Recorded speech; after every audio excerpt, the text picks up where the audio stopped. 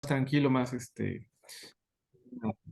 una, una charla más amena, ¿no? Sin obstáculos, más relajada, pues, ¿no? Y me gusta más ese tipo de actividades y aparte que sean espacios de divulgación, que es un tema que siempre platicamos, ¿no? Un tema de carácter en suma importante para nuestro trabajo, que es como psicoanalistas, como críticos de la psicología, incluso cuando estamos en el ámbito de la transmisión de los saberes psi y de la escritura, ¿no? Y en el fondo al final es un asunto de una política, ¿no? Una política de la propia vida y de luchar contra el sometimiento que a veces pues el poder podría estar ahí intentando siempre ejecutar, ¿no? Sí, creo que siempre hay espacios, siempre debe abrirse espacio, la crítica, el pensamiento un poco más, alienado o fuera de los horizontes, un pensamiento en los horizontes de las jetaturas, el sistema, la cuadratura y todas las demás imposiciones. Sí, creo que sí. Entonces, pues empecemos. El día de hoy quiero que abordemos sobre todo, y que también conozco que es tu interés, el tema de psicoanálisis, crítica y psicología crítica, sobre todo, y la divulgación, sí. Entonces, a Sí. ver, Samuel, cuéntanos un poquito, ¿cómo ha sido tu experiencia como editor, como escritor de este tema de la psicología crítica? ¿Qué tanta aceptación, qué tantos callos pisa? ¿Cómo está? ¿Cómo lo ves?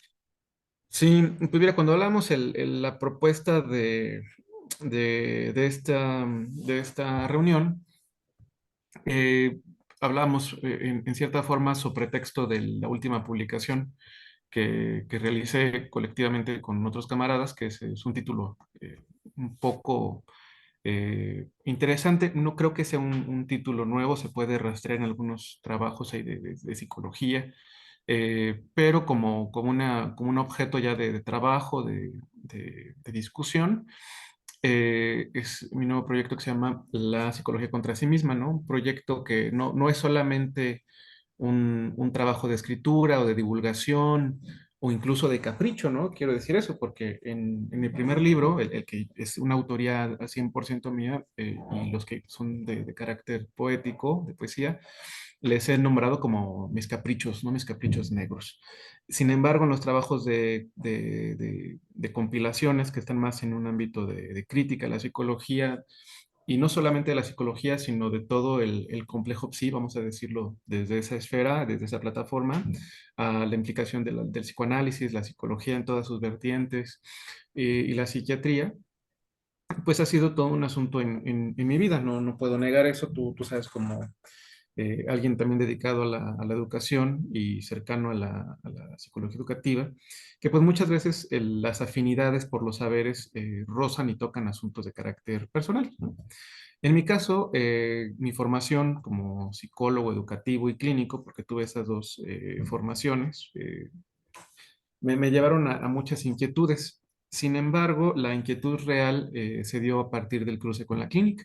Siempre comento que mi trabajo clínico comenzó con infancias y no es una infancia tan común, vamos a decirlo así, ¿no? No son las infancias normales, las infancias donde alguien tiene un desarrollo adecuado y cumple ciertos patrones de desarrollo, como se propone o se ofrece desde algunas teorías evolutivas, ¿no? Acá yo comencé a trabajar con asuntos de discapacidad, problemas del desarrollo, anormalidad, como el nombre que le querramos dar, psicosis, etcétera. Es decir, trabajaba con pequeños que, que presentaban alguna situación en el desarrollo, ¿no? Desde macrocefalias, microcefalias, etcétera. No solamente el asunto de la clínica con infancias me llevó a una crítica a todo el dispositivo de la universidad. Me refiero con dispositivo de la universidad a la escuela, docencia, materiales de texto, eventos, congresos, etcétera, sino que el espacio donde yo comencé a trabajar era una asociación civil y quienes están cercanos a las asociaciones civiles, pues hay dos salidas. Uno dice que para hacerse rico rápido es hacer una asociación civil, es como la parte un poco cínica. Y la otra también sabemos que puede ser una entidad de mucha posibilidad, pero con muchos obstáculos, principalmente económicos, ¿no? Porque Sí, las sí, sí. asociaciones y las sociedades civiles pues surgen como respuesta ante una falla del Estado, pues, ¿no? En cierta forma, por atender de otra mejor manera lo que el Estado no puede o no logra proveer a la ciudadanía o a la comunidad. A raíz de eso, en toda mi primera faceta de estudios estaba vinculada como muchos en la psicología, ¿no? Psicología educativa, psicología general, teoría de la personalidad, etcétera, incluso psicometría.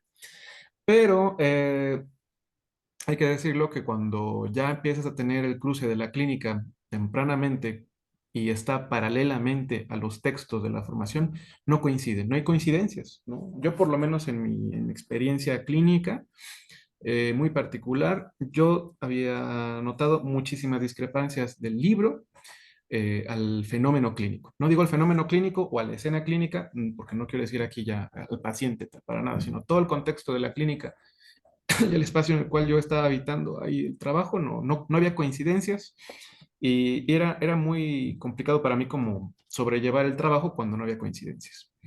En Hay un esos... detalle aquí también, perdón por Ujú, interrumpir un poquito, pero tengo yo ya 13 años de experiencia en el ámbito docente a nivel licenciatura y algo que escucho yo bastante con mis alumnos es precisamente algo que mencionas, la discrepancia y la distancia que hay entre la teoría y la práctica, entre el entorno áulico y ya el trabajo en campo de la profesión.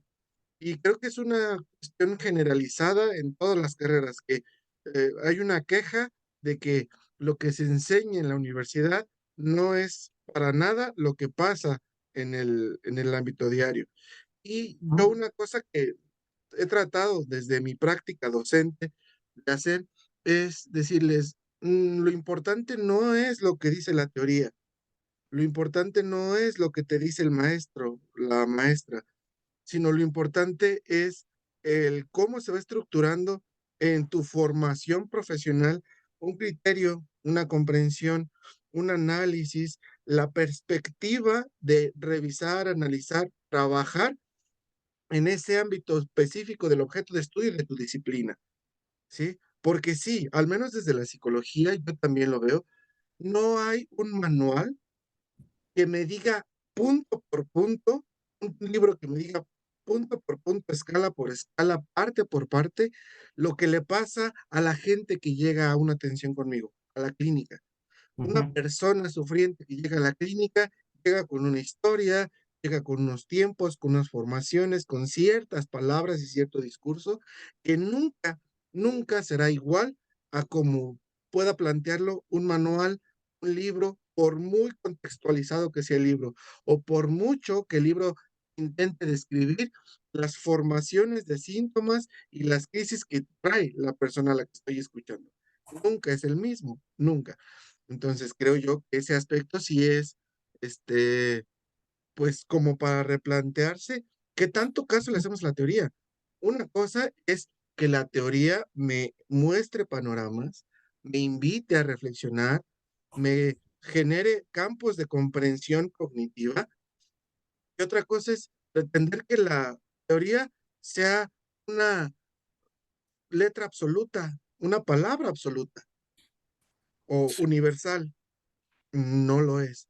Entonces, desde ahí creo que derribamos una vez más o se tiene que derribar el dogmatismo y la doxa, Ujú. la doxa docente y el dogmatismo teórico. Sí, fíjate que ya como entrando en materia, y porque al final yo creo que los que están enfocados a la docencia como tú y como otros camaradas, tienen como esta facilidad pues de comprender estos fenómenos, pero a veces pasa al revés, ¿no? Cuando uno siente en cierta forma identificado con una cierta torpeza del aprendizaje, ¿no?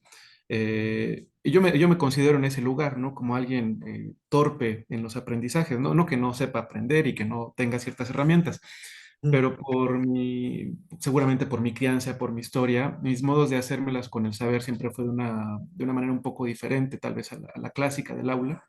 Claro que quién sabe qué tantos buenos resultados tenga o no, yo creo que un análisis para eso ayuda un poco. Y ahí entra toda esta historia, en la cual obviamente tú sabes en otras actividades que hemos tenido y en conversaciones por fuera del ámbito de formación y el nombre que le querramos dar, que que es imposible situar nuestra vida si no es a raíz de la historia, ¿no?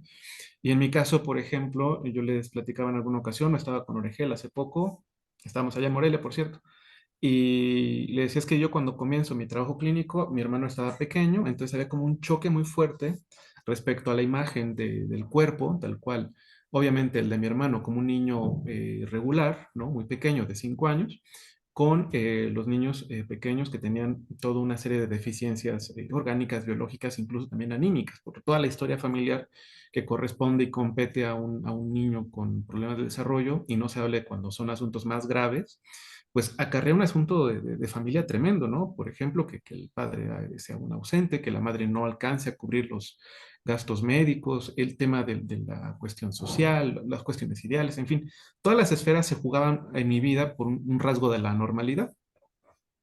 Viene esto con lo que planteas, ¿no? Tener textos, estar en la universidad, estar considerando que la psicología podría ser una posibilidad de cambio, a mí realmente me dejaba como todo un hueco, ¿no? Decía, creo que esto está operando para otro lado.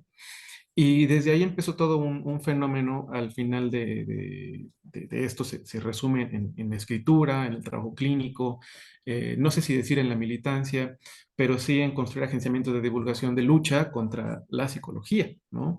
Pero hay que decir que esa psicología y estos espacios de formación, como es la propia psicología con sus psicologías, eh, podríamos retomar dos temas, ¿no? Uno que es luchar contra la ideología psicoterapéutica, ¿no? Esa me parece bastante amena.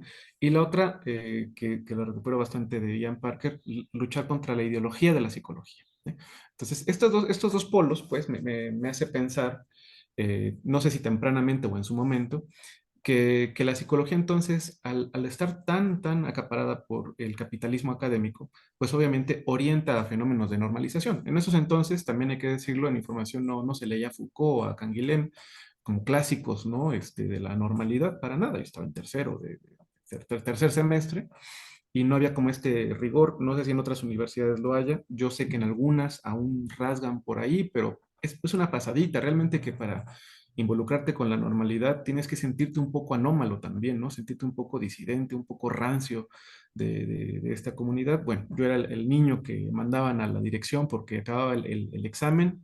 Exámenes donde no ponía mi nombre, hacía las actividades, lo dejaba en el mesabanco de la maestra y me ponía a jugar o a platicar. Entonces, el castigo medianamente era váyase a la dirección a comer golosinas con la directora y venga cuando terminen sus compañeros, ¿no? Hay un exceso de juego, siempre andaba rompiendo vidrios porque tenía mucha fuerza con los balones, en fin, ¿no?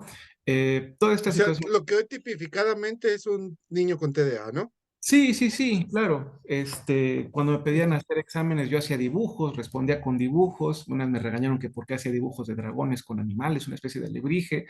En fin, una serie de estos asuntos, ¿no? Porque las instrucciones seguramente no las leía o las daba por hecho, y es una realidad que al día de hoy sigue sucediéndome, ¿no? Este chiste de que entregamos el examen sin ponerle nombre me pasaba muchísimo, se me iba, claro, era un lapsus, ¿no? Decir, aquí está lo que me pide usted y ahí me voy, ¿no? En alguna ocasión, me adelantaba a responder preguntas que todavía me hacían, entonces... Todo ese tipo de cosas a mí ahorita me causa mucha gracia, ¿no? En su momento era un problema, obviamente, un problema académico, ¿no? Un problema educativo. Un Pero problema del estándar educativo, de la sí, clásica visión educativa. sí, y hay un asunto. Hace poquito concluimos un seminario sobre supervisión clínica y abrí ese seminario con el preámbulo del libro de Gilles Goffet del caso inexistente. Y sabemos que en clínica hablamos de casos, ¿no? Y era interesante cómo lo planteaba acá el prologuista, no recuerdo ahora su nombre, pero decía, bueno, uno puede tener diversos pacientes, se pueden ir, regresar, pero lo que deja huella es el caso, ¿no? Es lo que te deja una marca para La decir, yo historia, claro. hay algo que por ahí me va a cautivar. En mi caso fue algo muy similar. Cuando yo recibo a un pequeño, en esos tiempos como estudiante, como alguien que no podía comprarse libros, que tenía que trabajar aparte, porque pues trabajabas, estudiabas y aparte hacías las prácticas y aparte estabas en este lugar. Y era un caso muy interesante que unía muchos temas, ¿no? Era un pequeño que estaba en fisioterapeuta, obviamente atendido por una fisioterapeuta, una profesional del ámbito del cuerpo, del organismo, ¿no? De la fisionomía, y el niño estaba hiper mega contracturado, es decir, niños que no podrían moverse, que parecen que están congelados, ¿no? Y resulta que este pequeño estaba conmigo, entra casualmente la fisioterapeuta a mi espacio de trabajo y me dice, ¿cómo le hiciste? Le dije, ¿cómo le hice qué? ¿Cómo le hiciste para que estuviera así? ¿Cómo así? ¿No? Así el niño completamente relajado, sin ninguna espasticidad. Yo le dije, pues estaba hablando con él, ¿no? Claro, en esos entonces yo no entendía las grandes dimensiones de lo que el psicoanálisis nos propone. Y en esos gérmenes, pues vamos a decirlo así, gérmenes infecciosos de curiosidad, empecé a acercarme al estudio de psicoanálisis, ¿no?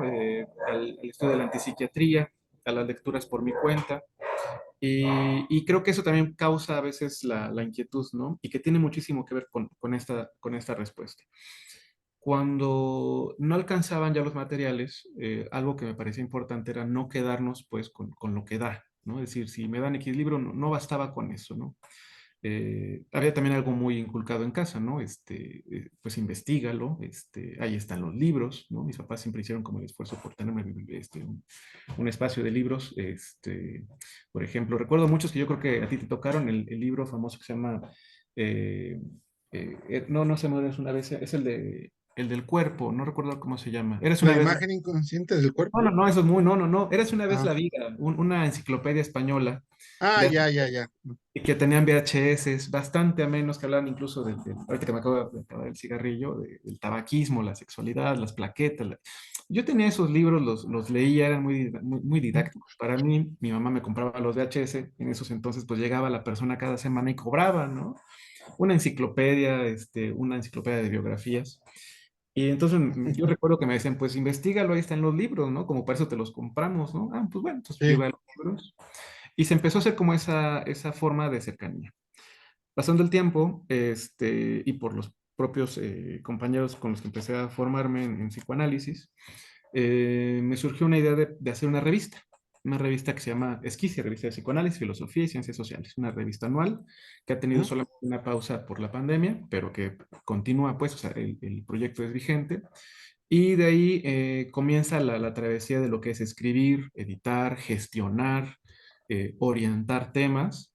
Y siempre el trípode fue el psicoanálisis, la filosofía y las ciencias sociales, ¿no? Eso fue en el año de 2016, un poco después de que terminé la universidad, seguramente un año y medio, 2 años. ¿Cómo Y entiendes este aspecto del escribir? Porque al menos desde el ámbito de la licenciatura yo veo mucho una resistencia, una barrera, un cierto hasta aspecto ominoso por el escribir. ¿Qué ujú, hay de conflicto en el escribir? hay algo interesante y que esto espero se pueda escuchar con los compañeros que están en el ámbito de la universidad todavía. La escritura es un ejercicio, ¿no? Es un ejercicio, no es algo vital realmente tampoco, como alguien que se despierta y respira, aunque a veces uno se nos olvida respirar, a mí me pasa eso.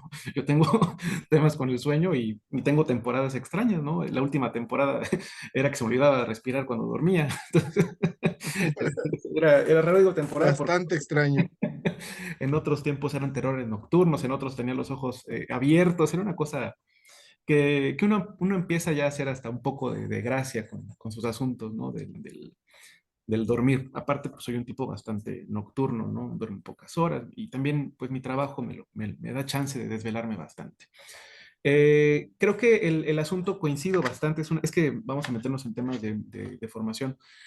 Creo que un problema, y eso lo comento cuando asesoro alguna tesis o estoy en alguna revisión de un libro, principalmente en el ámbito formativo, es que los propios docentes no están involucrados en la escritura y la investigación. Ese es un primer tema, ¿no?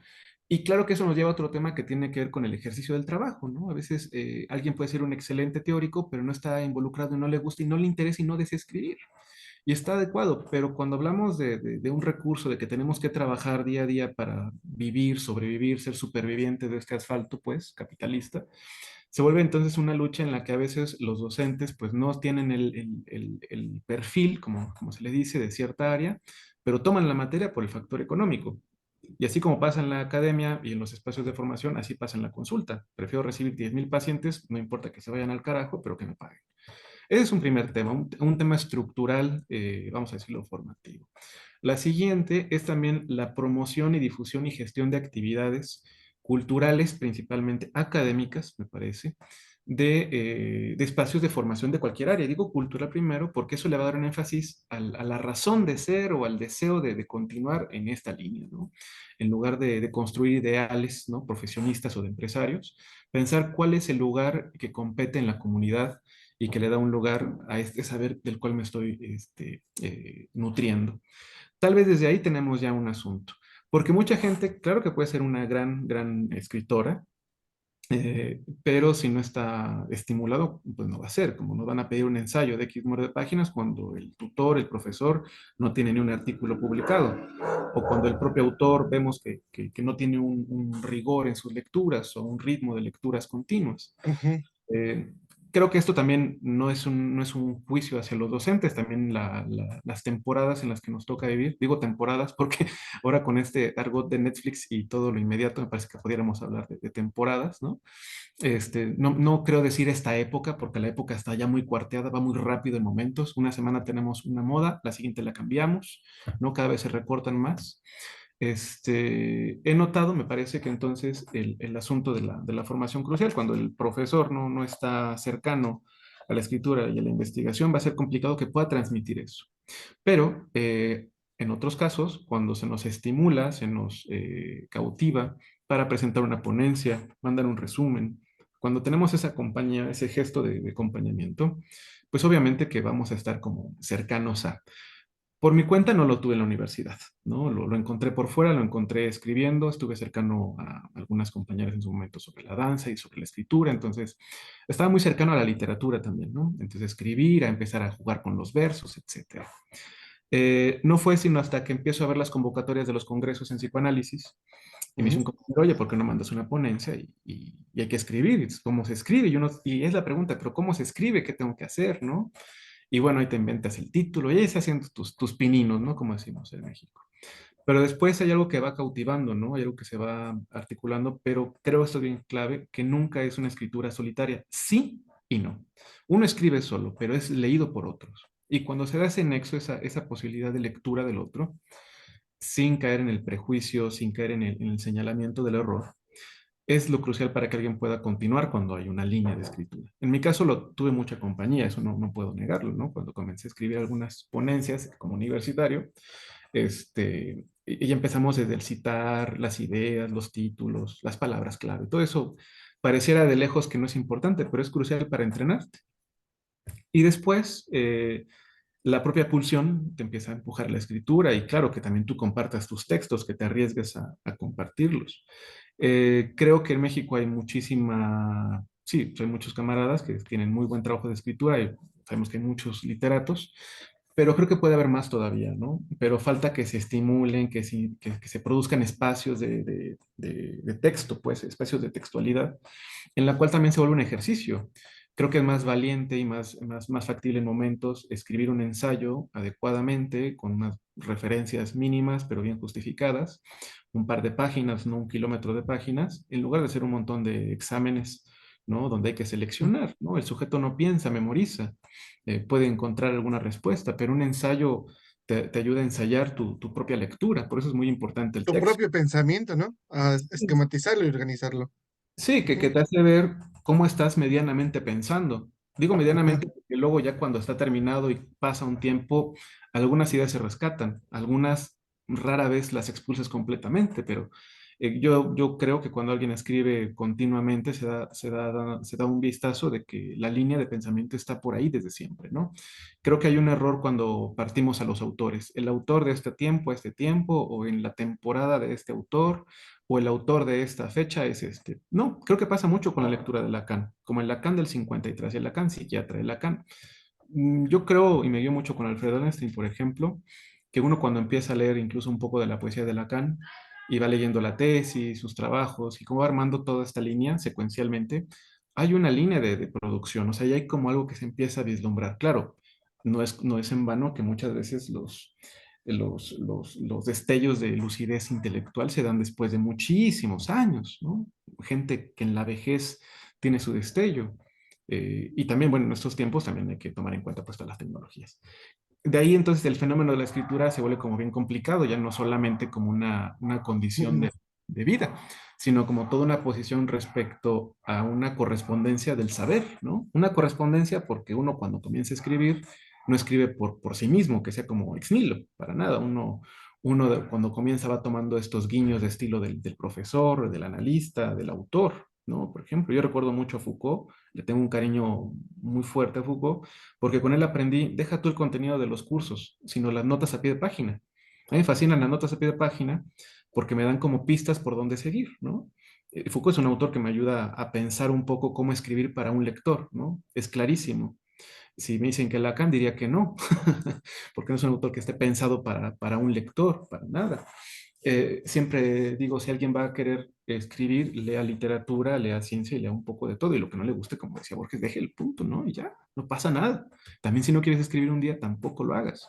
Pero creo que ese es un ejercicio que habría que fomentar en todas las aulas desde la infancia, porque es algo que se anula. Uno piensa que por hacer un dibujo no es escritura, uno piensa que porque hacer una canción no es escritura, hay muchos errores. La escritura es una construcción, pues, al final de signos que puede producir un sentido, ¿no? Puede producir una diferencia. Y pensar que la escritura no es solamente un abecedario. Eso me parece como crucial. Y que Sí, no entonces, son solo códigos, ¿no? ujú, Nos lo ha dicho el psicoanálisis. La escritura son significantes, son representaciones sí, y sí, dan sí. cuenta de algo más que de letras conjuntadas formando una palabra.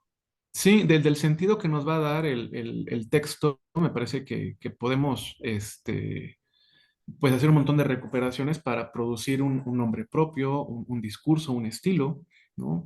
Ese es otro asunto que podríamos hablar, pero bueno, por ahí vienen como todas las inquietudes que a mí me empiezan a poner en entredicho respecto a mi práctica desde la psicología. Ujú, Y por algún azar, no azaroso, recuerdo que cuando yo comencé a trabajar, vamos a decirlo, ya por fuera de la universidad, y que me mudo de la casa de mi mamá y de mi papá, porque yo me quería salir muy tempranamente, siempre lo digo, ¿no? Lo digo muy buena onda. Me salgo a la semana, 2 semanas de haber concluido la universidad, tengo un trabajo con un sueldo mínimo, mínimo, para medianamente sobrevivir y cuidar en ese entonces a mi amigo perro Kafka. Y recuerdo que iba a Gandhi a comprar películas de estas de etiqueta roja, ¿no? Que eran las que tenían descuento y había muchas de 60 pesos, de 50 pesos. Entonces dije, bueno, voy a destinar algo de mi sueldo a una película o a veces me ponía a buscar libros que pudiera ahí como comprar yo pues con mi salario. En alguna ocasión, no sé cómo es que llegué con ese libro, pero estoy seguro que lo compré en alguna librería. Fue el de David Pavón Cuellar, el de Elementos Políticos para un Marxismo Lacaniano. Un libro rarísimo, ilegible en momentos, y es que diablo está diciendo David cuando pues no estás tan inmerso en el marxismo, no estás tan inmerso en ujú. la lectura lacaniana, y que dices que, ¿en qué momento? Y bueno, empiezo a tener muchas cercanías con la lectura de David. No recuerdo cómo llegamos al tema o cómo es que soy invitado en el 2014, me parece, o 2016, a Morelia, a un encuentro de marxismo y psicoanálisis. Para esto ya estaba la revista publicándose, creo que tenía el primer número. David por ahí comparte un texto, porque David es un tipo muy compartido, pues, ¿no? De su trabajo intelectual. Y se sigue afianzando conforme pasa el tiempo. Estuve en la coordinación del Centro de las Artes, entonces me nutrí mucho de teóricos de la teoría del arte, pero también que estaban en el performance. Entonces ayuda mucho como a desembarazarme de la psicología, ¿no? Ujú, Obviamente en esto estaba atravesado la psiquiatría, el psicoanálisis freudiano y lacaniano, el marxismo, obviamente, ¿no? O sea, como que este famoso cliché de la sospecha, Nietzsche, Marx y Freud ujú, eran estos sujetos en los cuales como mi última faceta universitaria se empezó a involucrar más. Esto ayudó entonces un poco a desembarazarme pues de esta psicología que ya venía trabajando como una lucha contra ella. Pero yo no sabía bastante de algunos temas, ¿no? Digo, en el sentido no que supiera bastante, sino de cómo circulaba todo el asunto de la psicología en un carácter dominante. Empecé a involucrarme con autores como Ian Parker, Jan de Vos, ¿no? Martín Maró, etcétera, por mi cuenta. Y esto, pues uno va llegando a conclusiones de que es la psicología crítica, ¿no? Obviamente que con David ahí se afina el asunto. La psicología crítica y el psicoanálisis para mí fueron como una especie de salida, ¿no? Una especie de luz medianamente en todo, este tema pues, del trabajo, ¿no? Clínico, de los materiales de formación en las escuelas, los discursos de la escuela, los propios congresos de psicoanálisis y de psicología, que siguen siendo réplicas, ¿no? Yo veo los congresos que están continuamente, me gusta Ujú. estar como al tanto de qué está produciéndose a nivel nacional y me parece que hay como una recurrencia, ¿no? Hay como ciertos elementos que no presentan novedades, ¿no? Por eso digo, hay temporadas, ¿no? Una temporada de la teoría queer, una temporada de la inteligencia artificial, una temporada de la pareja. Y no sé, por ejemplo, seguramente en el periodo de enero no sé, agosto del próximo año tendremos psicoanálisis y teoría animal. Y vamos a tener seguramente eso, ¿no? Como siempre tratando de sobrellevar el asunto de la época, ¿no? Como si no hubiera muchas líneas de pensamiento. Entonces, creo que ahí ¿Es líneas de época o líneas de moda? líneas de moda o de época, porque los asuntos siempre han estado, ¿no? O sea, siempre ha estado la inquietud por lo animal, siempre ha estado el asunto de la inteligencia artificial, también tiene muchísimo, ¿no? La ficción nos lo ha mostrado, pero está bueno para pensar que entonces también circula conforme a situaciones, vamos a decirlo, que están de modo, ¿no? De forma, conforme Ujú. al propio malestar. Cuando hablamos de los malestares contemporáneos, a mí me parece que son malestares que han existido siempre, ¿no? Que estén en otra dinámica o en otro nombramiento es otra cosa, pero cuando uno lea la psicopatología clásica, pues dices, esto sigue siendo vigente, ¿no? O sea, Sí, no hay la mucho. moda, la moda en ese sentido yo la veo como fotogramas, como Mm, impresiones de instantes, ¿sí? mm, De periodos dentro de los cuales se visibiliza una cosa, a veces para tapar otra, a veces porque conviene, a veces porque vende. Entonces, así veo yo las modas y pues lo intelectual, lo académico, lo teórico no es la excepción. sí, También alguien saca una idea aparentemente novedosa, renovada, interesante, y ya de ahí se cuelgan de ese pensamiento muchas otras personas para opinar acerca para argumentar, criticar o aportar acerca de esa idea que surgió. Y se vuelve una moda y se vuelve una impresión, se vuelve una imagen que da cuenta de fecha, de espacio, de sí, lugar y se trasciende a otra, se transita a otra, no se trasciende, se transita a otra. Y muchos de esos pensamientos, muchas de esas imágenes se vuelven como que un ciclo de regresar, de volver a repetir, como eh, sí. el de Sísifo, como el mito de Sísifo. Estaba pensando Sí. ahorita que cuando dices transitar también hay un asunto que compete también a la conversación de hoy, digo, porque es como un preámbulo de cómo nacen proyectos, porque no, o sea, no, francamente a mí no me nace y no puedo decir, claro, construí una editorial porque, no, o sea, todo surge al final desde una inquietud, ¿no? Una revuelta personal, eso está escrito en el libro, yo creo que cuando alguien quiere medianamente conocer un poco el trabajo, Mm, pensamiento, producción, hay que acercarse directamente, ¿no? A mí no me agrada mucho la difamación, no me gusta lo que está por fuera, No, a mí me gusta leer al autor directo, si puedo hablar con él, que súper, si puedo yo tener conversación con el ponente, que chévere, ¿no? Porque me parece ujú, que siempre hay una primera imagen, ¿no? Hay una imagen principal que no plantea ni da cuenta de todo lo que lleva a un sujeto a producir cosas, ¿no? Y eso me lo ha enseñado el psicoanálisis, ¿no? De que cada agente tiene una historia muy particular que le ha dado un motor de producir sus formas de hacer. Y que esas, mm, cuando uno medianamente se sale de ello, le da chance al sujeto que no esté bajo un juicio, ¿no? Ni uno con sus prejuicios y sus propias normas morales, sino que se da el chance de construir un lazo, ¿no? De diferencia. Y la diferencia no que es enojo ni nada. En este tiempo que es muy violento, yo creo que estamos en un momento muy violento, muy hostil.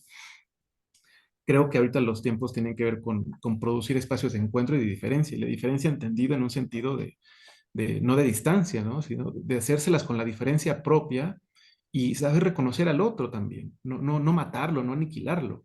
Eso me parece crucial en nuestro trabajo, ¿no? Que eso responde a muchos temas de carácter social y político. Cuando dices este registro, lo hemos hablado en otros momentos, creo que estamos en una generación, porque aquí creo que se vale decir generación, por los avances tecnocientíficos, ¿no? Por ejemplo, que ahora hay muchísimas actividades, muchas posibilidades de encuentro vía lo digital. Esto era casi impensable hace que 40 años, ¿no? Imaginémonos que Menos, sin el Zoom, menos. sin el WhatsApp, que era sin el correo electrónico, ¿no? Sin estas paqueterías que nos pueden entregar una cosa de un día a otro. Es impresionante, los modelos de comunicación estamos hiper mega comunicados, ¿no? Casi cuasi identificados a un clic, a menos de segundos. Estamos a casi a velocidad luz, ¿no? Para estar logrando comunicaciones. Y algo pasaba con los materiales. Si uno sigue leyendo, y tiene muchísimo que ver incluso con el material de crítica que se le ha hecho a los libros de texto de esta reforma, es el tema del papel, ¿no? De los materiales. Ujú, Un momento donde me comentaba un amigo que causaba un temor la llegada del archivo digital. Vamos a dejar los libros físicos para pasarnos y mudarnos a lo digital. Hubo un temor, como en todo momento, ujú, y nos hemos dado cuenta, digo, yo no, nunca lo pensé así porque no me competía a mí esa transición, pero yo digo en estos momentos de mi vida, digo, no, el libro nunca va a morir, para nada, no va a morir como objeto, ni como fetiche, ni nada, ¿no? Claro, porque yo estoy hablando desde una historia muy marcada con avances desde el Internet hasta, quién sabe, la inteligencia artificial, vamos a decirlo así, ¿no? ujú. Pero si pensamos en estos momentos cuando no existía la posibilidad del archivo digital y que existía solamente la panfletería, después los libros de cierto modo de edición, después el avance con las imprentas, o sea, todos esos procesos de materialización como objeto me parecían como interesantes, ¿no? Claro que eso a mí me toca, ¿no? Pensar que si leemos revistas o un artículo indexado, si leemos un libro o escuchamos un documental, si escuchamos un podcast o si escuchamos, por ejemplo, una entrevista directa. Por eso también que me parece que aquí hay que tomar como cautela de las transiciones que estamos viviendo de manera tan agitada. El hecho de hablar de una revista, como la Desquicia, de hablar de un libro, lleva también al asunto de la construcción de una editorial que responde una vez más a una inquietud personal, ¿no? O sea, yo no imaginaba en algún momento publicar un libro. Yo siempre lo he dicho y lo voy a volver a decir, muchas cosas que he logrado hacer y reconocer que he hecho, han sido a partir de mi análisis, ¿no? La creación de una revista, Ujú. la creación de mi primer libro, una editorial, y bueno, asumir todas las consecuencias que competen a un proyecto, ¿no? Es decir, a las implicaciones del deseo. Aquí no están si son buenas o malas, para nada, ¿no? Sino todo lo que compete. Y recuerdo que mi primer libro pues surge también por una inquietud y un acto medianamente inconsciente donde había ya como artículos escritos, unos publicados, otros no, sobre el tema de la melancolía. Entonces dije un día, pues, no tengo trabajo, tengo esto hecho aquí, ¿qué hago, no? Y dije, voy a hacer un libro. ¿Qué tan difícil ha de ser? Hacer como una revista. Eso dije. Y bueno, pues sí, ahí empecé a medianamente investigar cómo trabajar con herramientas muy básicas de edición. Y después dije, pero, ¿y luego qué pasa con un libro? ¿Cuánto cuesta? Y era carísimo. Es muy caro publicar, ¿no? Muy caro, no sé tanto, pero es muy caro todo el trabajo de ediciones, hablando en números. Y dije, pero esto yo lo sé hacer. Entonces, bueno, enfoqué un poco ahí el tema de hacer mi libro y dije, bueno, pero pues si ya estoy en esto, ¿por qué no hacer una editorial? Me gustan los libros, qué tan difícil ha de ser, ¿no? Y yo no sé qué palabra decir en estos tiempos de mi vida y con estos tiempos de la editorial, pero se me hizo como tan fácil decirlo, que no dimensioné en aquel entonces lo que Pues podría llegar así a ser. está, con Sí, una ¿no? simpleza, con una sencillez, hasta desparpajo, de aventarte un proyecto tan grande, así nada más como, pues lo sé, hagamos una editorial. Sí, vamos a hacer Así. algo con esto. Pero al final, conforme fue pasando el tiempo, conforme había actividades como la que me has invitado, conforme leía, conforme avanzaba también el análisis, me daba cuenta que respondía a una forma de aprender yo también. Yo recuerdo que, y esto lo voy a seguir diciendo, porque uno nunca tiene el dinero para comprarse todos los libros que quiera, aunque sea millonario, ¿no? Y yo decía, porque claro, tampoco tenía una economía que digamos, wow, para nada, ni ahora, ¿no? Y les digo a los compañeros, les dije, como no tenía libros, pues me los empecé a hacer, ¿no? Y que mejor que tengan los demás. Entonces, bueno, ahí empezó un poco la travesía. Obviamente, pues yo no soy un editor de nacimiento. Todo ha ¿Hay sido... editores de nacimiento? Ujú. ¿A poco sí? Esa, mira, En las, en esa no las me la formaciones, sabía. en la formación de literatura hay Ah, secciones materias que empiezan a orientarte al diseño editorial, por ejemplo, ¿no? Incluso en la carrera de diseño gráfico hay una línea de diseño editorial. En literatura, bueno, hablan de todo el tema de la corrección. O sea, sí hay como materias que están vinculadas a la edición. Sí. Lamentablemente, en las ciencias humanas, perdón, en las ciencias sociales, no está involucrado el asunto de taller de lectura, que es muy linda esa materia, ¿no? ¿Qué es un libro? ¿Por qué? ¿Cómo leer? ¿Cómo subrayar? Aunque nos dé mucha gracia, cada quien tiene sus estilos de subrayar sus libros. Algunos lo odian, otros les gustan, otros somos muy, muy, muy obscenos con los libros, ¿no? Los agarramos a lo que venga, hasta para que no se vaya a mover el sillón, pero un libro funciona para algo. Y hay gente que no los toca más que para leer y están pulcros los libros. No entras a sus bibliotecas y parece que estás entrando a una librería, libros limpios, pero que están leídos. No significa que no lo hayan leído, son estilos. Hay gente que le gusta poner post-it, hacer dibujitos. Bueno, cada quien tendrá sus historias con sus libros, ¿no? Y por ahí también entró este tema de hacer una editorial a partir de un libro. Te decía en otras conversaciones que me gusta mucho, y esto lo aprendí de la psicología educativa, pues hacer proyectos piloto, ¿no? Proyectos Sí. piloto para ver medianamente dónde avanza el proyecto. Y pues ya, cuando se me ocurre el asunto de la editorial que compete ahora sí al libro, que es un libro que me parece muy importante, pues sabes que las editoriales tienen colecciones para darle un poquito de orden a lo que va a publicarse. Y en este caso, bajo la, pues sí, bajo el guiño de la psicología crítica y el psicoanálisis, pues dije, no le voy a mover, psicoanálisis, psicología crítica. Pero una vez más lo hice como de una manera sin pensarlo, vamos a decirlo como en acto, pues.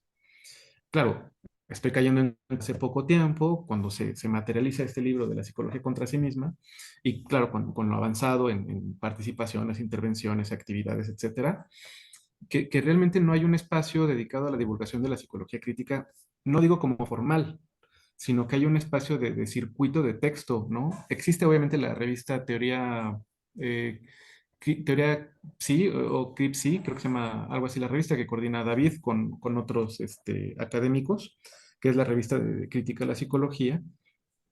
Editorialmente hablando, creo que no hay una colección de alguna editorial hablando a nivel nacional que hable de una colección dedicada a textos de psicoanálisis y psicología crítica. Sí hay de psicoanálisis, obviamente, ¿no?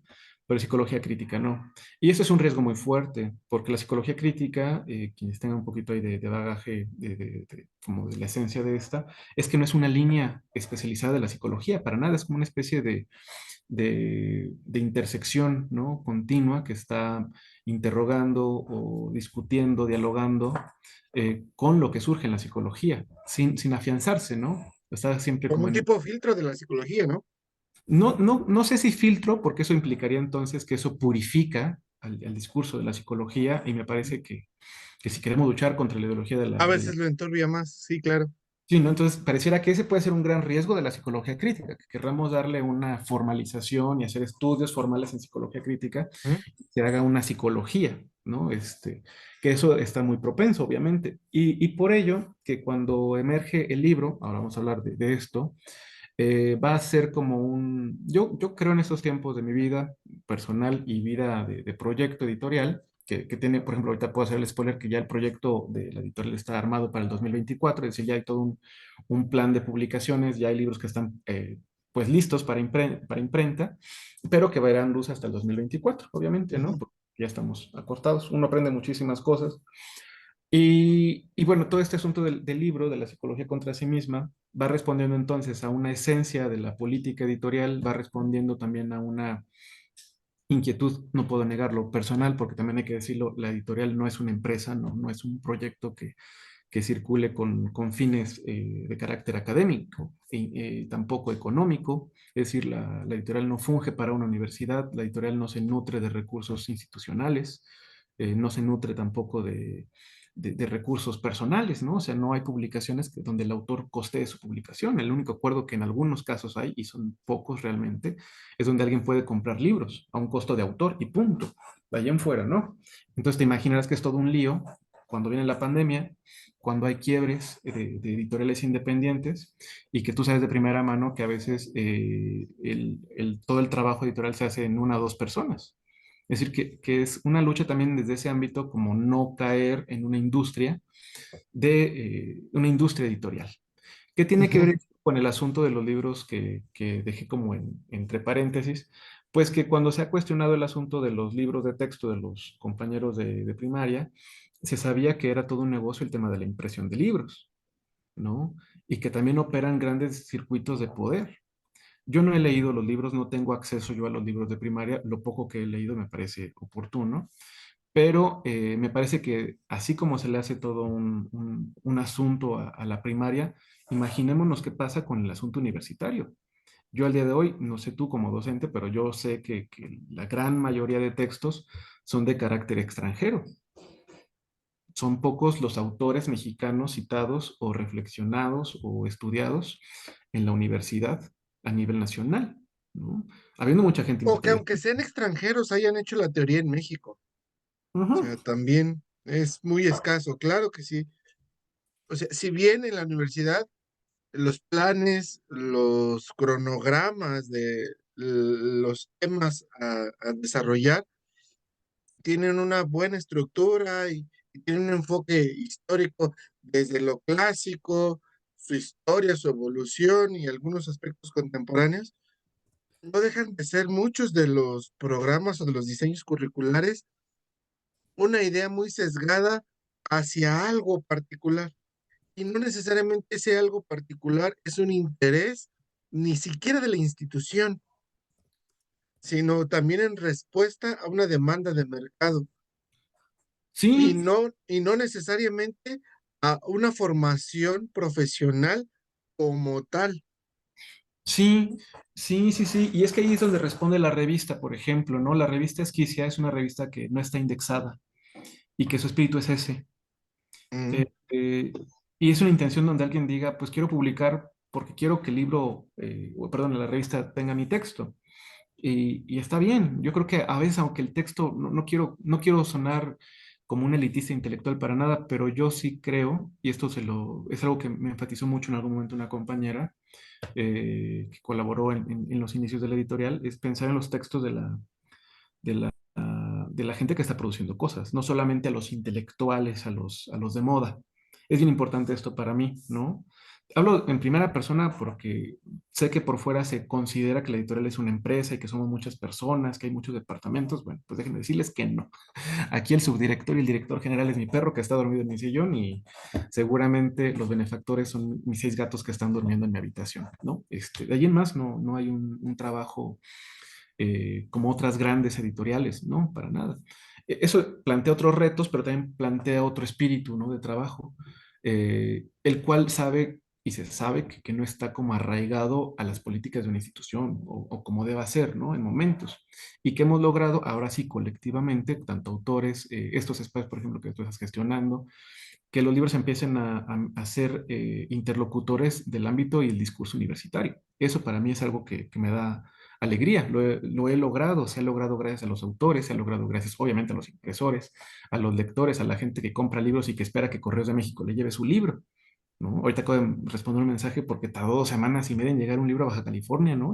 El libro salió en forma y estamos rastreando y no aparecía y fuimos a Correos y me dice muy pertinentemente, es que es una tristeza que Correos de México no pueda a veces cumplir tanto este servicio que es tan importante para nosotros, ¿no? Claro, porque una cadena que va a tener un trabajo enorme de combustible y que va a costear 6 veces más el costo de un envío es impresionante.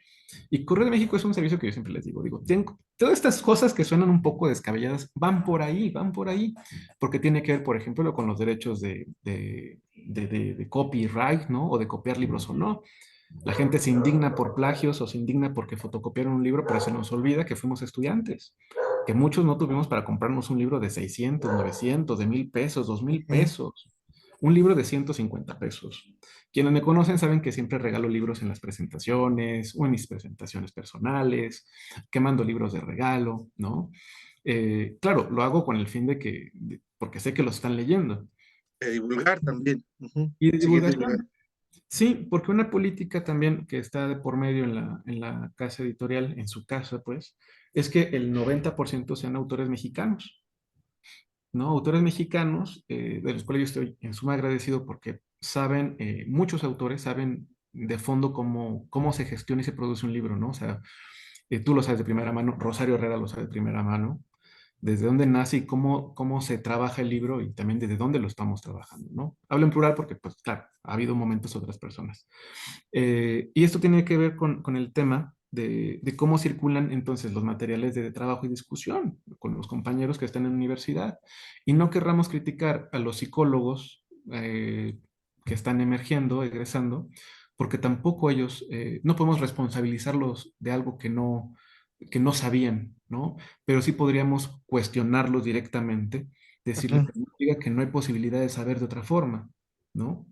Y eso es interesante porque entonces, bueno, sí, pero ¿cómo? Bueno, pues yo te lanzo una propuesta. Aquí hay gente que está estudiando y leyendo estos temas. El libro de la psicología contra sí misma, insisto con ello porque este libro me parece que anuda todos los textos de la editorial de esta colección, pues una primera encomienda era bien sencilla, ¿no? Compartir un texto de psicología crítica. Obviamente yo acerqué las invitaciones, digo obviamente porque es el primer libro y ubicaba a la gente que estaba trabajando en estas dinámicas. Y la dinámica era sencilla, compartir un texto. No importaba el modo de citación, no importaba incluso el año de publicación, si era inédito o no.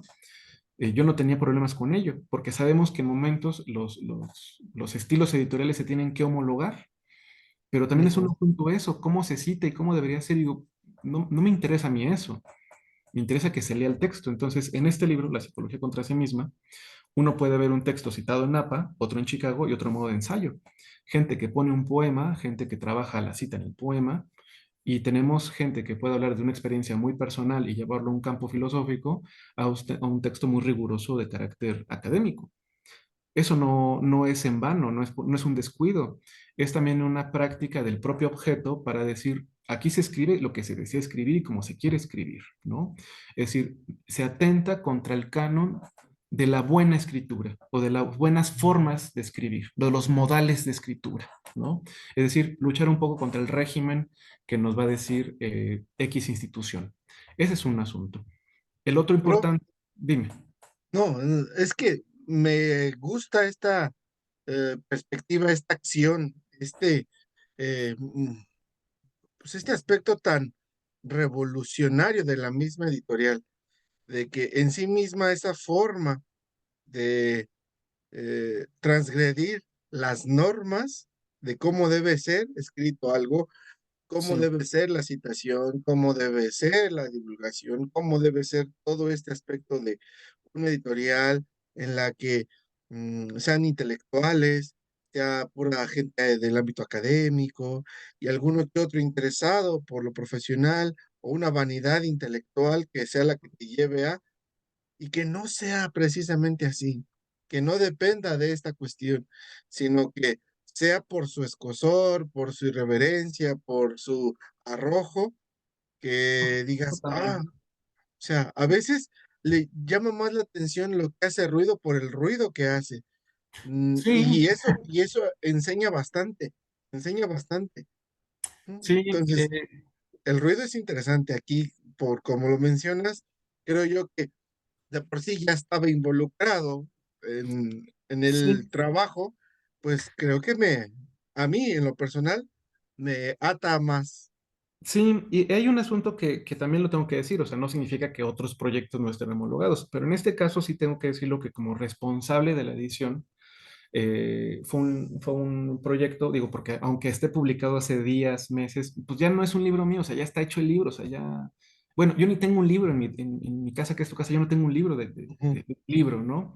Me he hecho ujú. un tipo muy desposeído de mis textos, en cierta forma, y espero en un momento poder hacerlo con mis libros y con otras cosas, ¿no? Claro que siguen llegando otros textos y eso me agrada. Otro asunto importante de este libro, que no es solamente un libro para mí, hablando personalmente, es una producción que me salva la vida, anímica, económica, no lo creo, pero que se ayuda a proyectos de otros compañeros, ¿no? Porque al final eso es un circuito de comunidad que se está llevando a cabo, tú lo sabes de primera mano.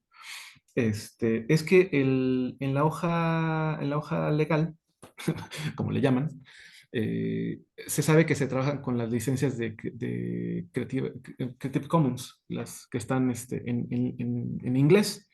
Yo no sé por qué están en inglés, no lo he estudiado realmente, pero siempre tengo una inquietud porque en inglés y yo estoy en México, ¿no?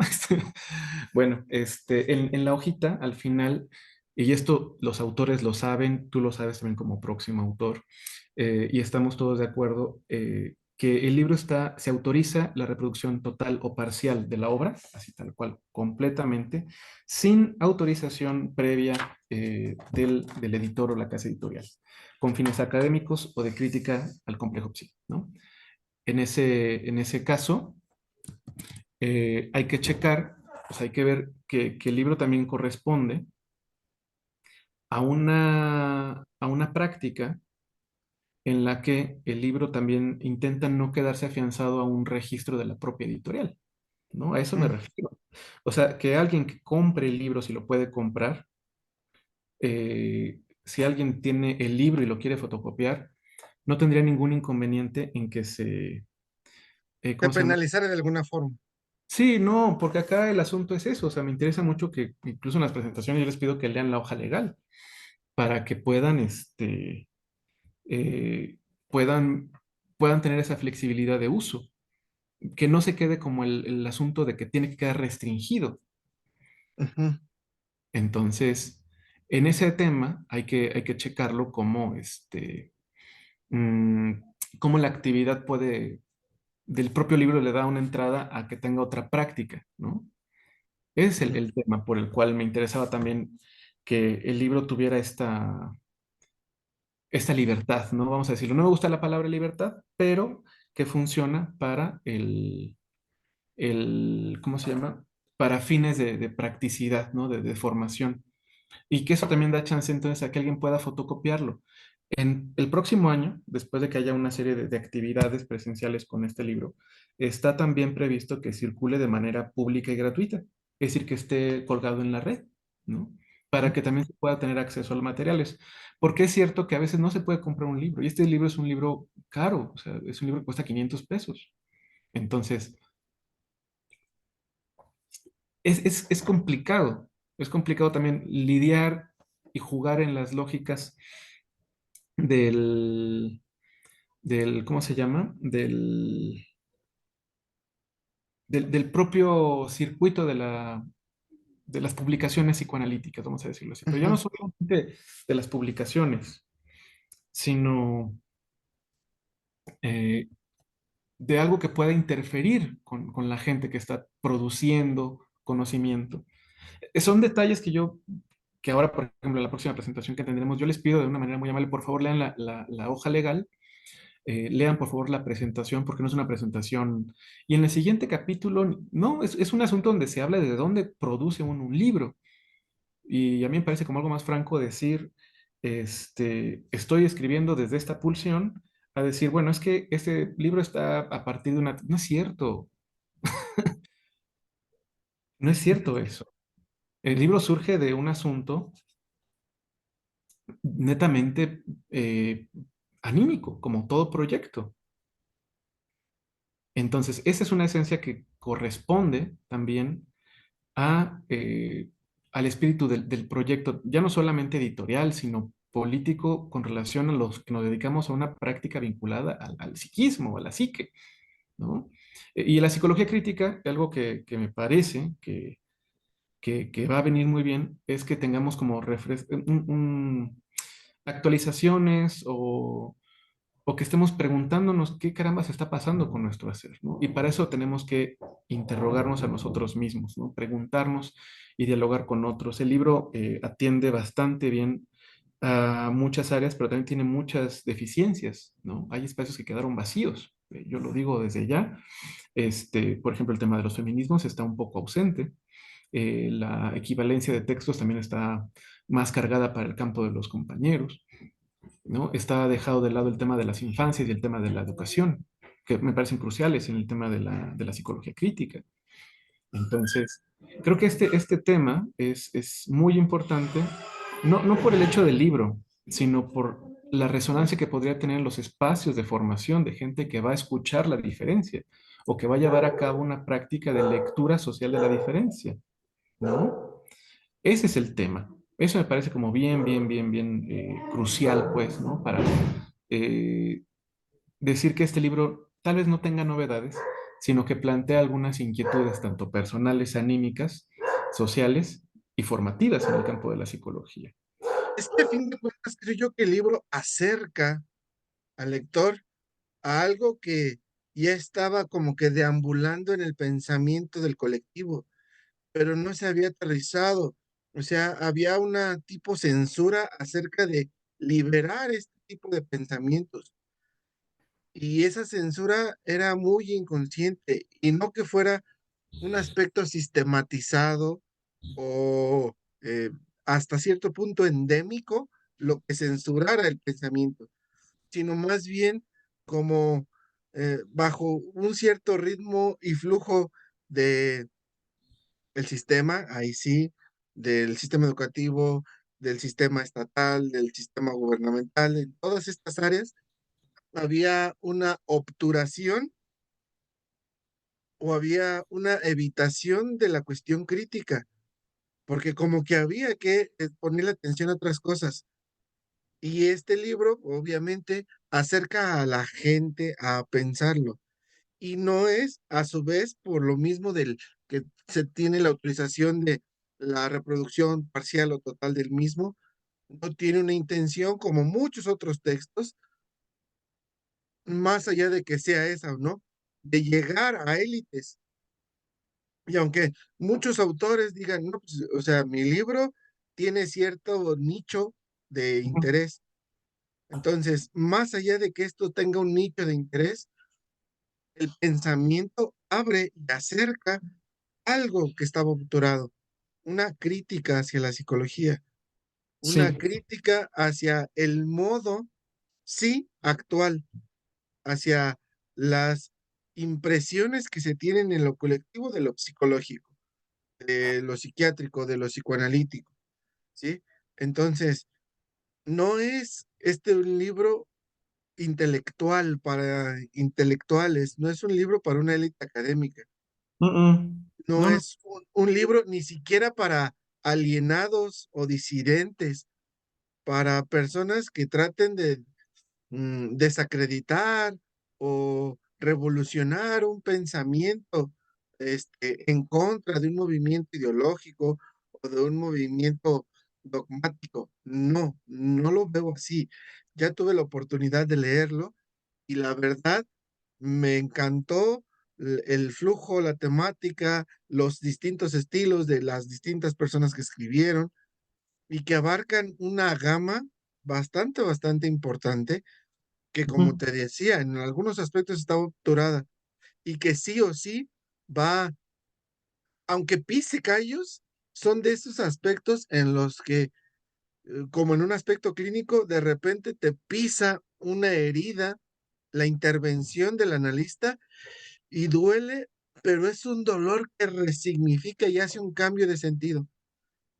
Entonces, esta es la postura y el atrevimiento que yo veo en el texto de que va a pisar, va a lastimar, va a poner el dedo en la llaga con las miras y con el objetivo de que hasta sin quererlo, quien lo lea va a poder hacer un cambio de sentido con respecto a esto, porque desobtura, quita, devela y se muestran estas cosas que estaban censuradas. Sí, a mí la verdad me encantó el libro, lo estoy empezando ya a usar en clases, ¿sí? Estoy ya problematizando algunas de las cosas que están propuestas en el libro y he visto también el impacto que le genera a los estudiantes al escuchar los argumentos presentados en los distintos temas planteados en el libro. Entonces, creo yo que sí o sí es algo que incluso los mismos estudiantes dicen, qué bueno, o sea, qué interesante, qué chido que esto está sobre la mesa, que esto está llegando de esta forma a la universidad, que no se vería al ser una postura crítica, que muchas veces se vería en ese aspecto de que se dé, se divulgue por debajo del agua, que solo se ha compartido en dos, tres espacios, que llegue más bien como que de manos de otro disidente, de otro personaje, de otra persona, de otro conocido, que se mete como que muy clandestinamente hacia una postura crítica. Ujú, No, creo que el momento, la época, la moda ha abierto una posibilidad de que no se necesite esa clandestinidad para poner este tema en boga, para ponerlo en la mesa, para ponerlo en las escuelas, para abrirlo en conferencias que tengan una apertura a todo el público. La ujú, presentación del libro que tuvimos fue abierta a todo el público. Fueron, y a mí me sorprendió, para hacer una presentación de un libro especializado, ¿sí? En psicología crítica, con fundamento psicoanalítico, a mí me sorprendió la cantidad de gente que fue. Eran alrededor de 76 personas para un libro especializado un viernes por la tarde-noche, ¿sí? O sea, como se mencionó en ese día, en esa ocasión, mucha gente preferiría estar en su viernes por la tarde en otro lado, en un bar, divirtiéndose, en una fiesta, y optaron por ir a escuchar estas posturas, a muchos yendo a ciegas, muchos yendo como por el reconocimiento de quienes pudimos tener la oportunidad de comentar, muchos por el escozor que ya daba en sí misma la portada del libro con su título y el saber quiénes habían escribido en ese texto, ya eso levantaba cierto escozor. Y no hubo la necesidad de que fuera clandestino, porque la presentación también se hizo en una institución pública, ujú. ¿sí? Entonces, esa, esa oportunidad de abrirlo así, yo la reconozco como una neta evolución del pensamiento, no solo el pensamiento crítico, sino del pensamiento moderno o posmoderno, como se le quiera llamar a la época, a esta época, a este momento histórico, ¿sí? En Sí, el, en el mote que pueda tener. Sí, sí, sí. ahorita que está diciendo esto el libro no está pensado, o sea, el libro sí fue planeado y pensado, y está Ujú, pensado precisamente para lectores para lectores todos, vamos a decirlo así, ¿no? ujú, No está pensado para especialistas, ¿no? Y sí ha caído, ha llegado a esa pregunta, ¿no? Ha caído al eh, el tema de que va a ser incómodo para los psicoanalistas, ¿no? Ese es ujú, el tema. Y es que no es un libro que está pensado para los que saben, vamos a decirlo en ujú, eso, ¿no? Es un libro en un tema de cuestionar, una vez me vuelvo a eso, ¿no? De interrogar nuestra práctica, pero no está pensado para la gente que sabe, no está pensado para,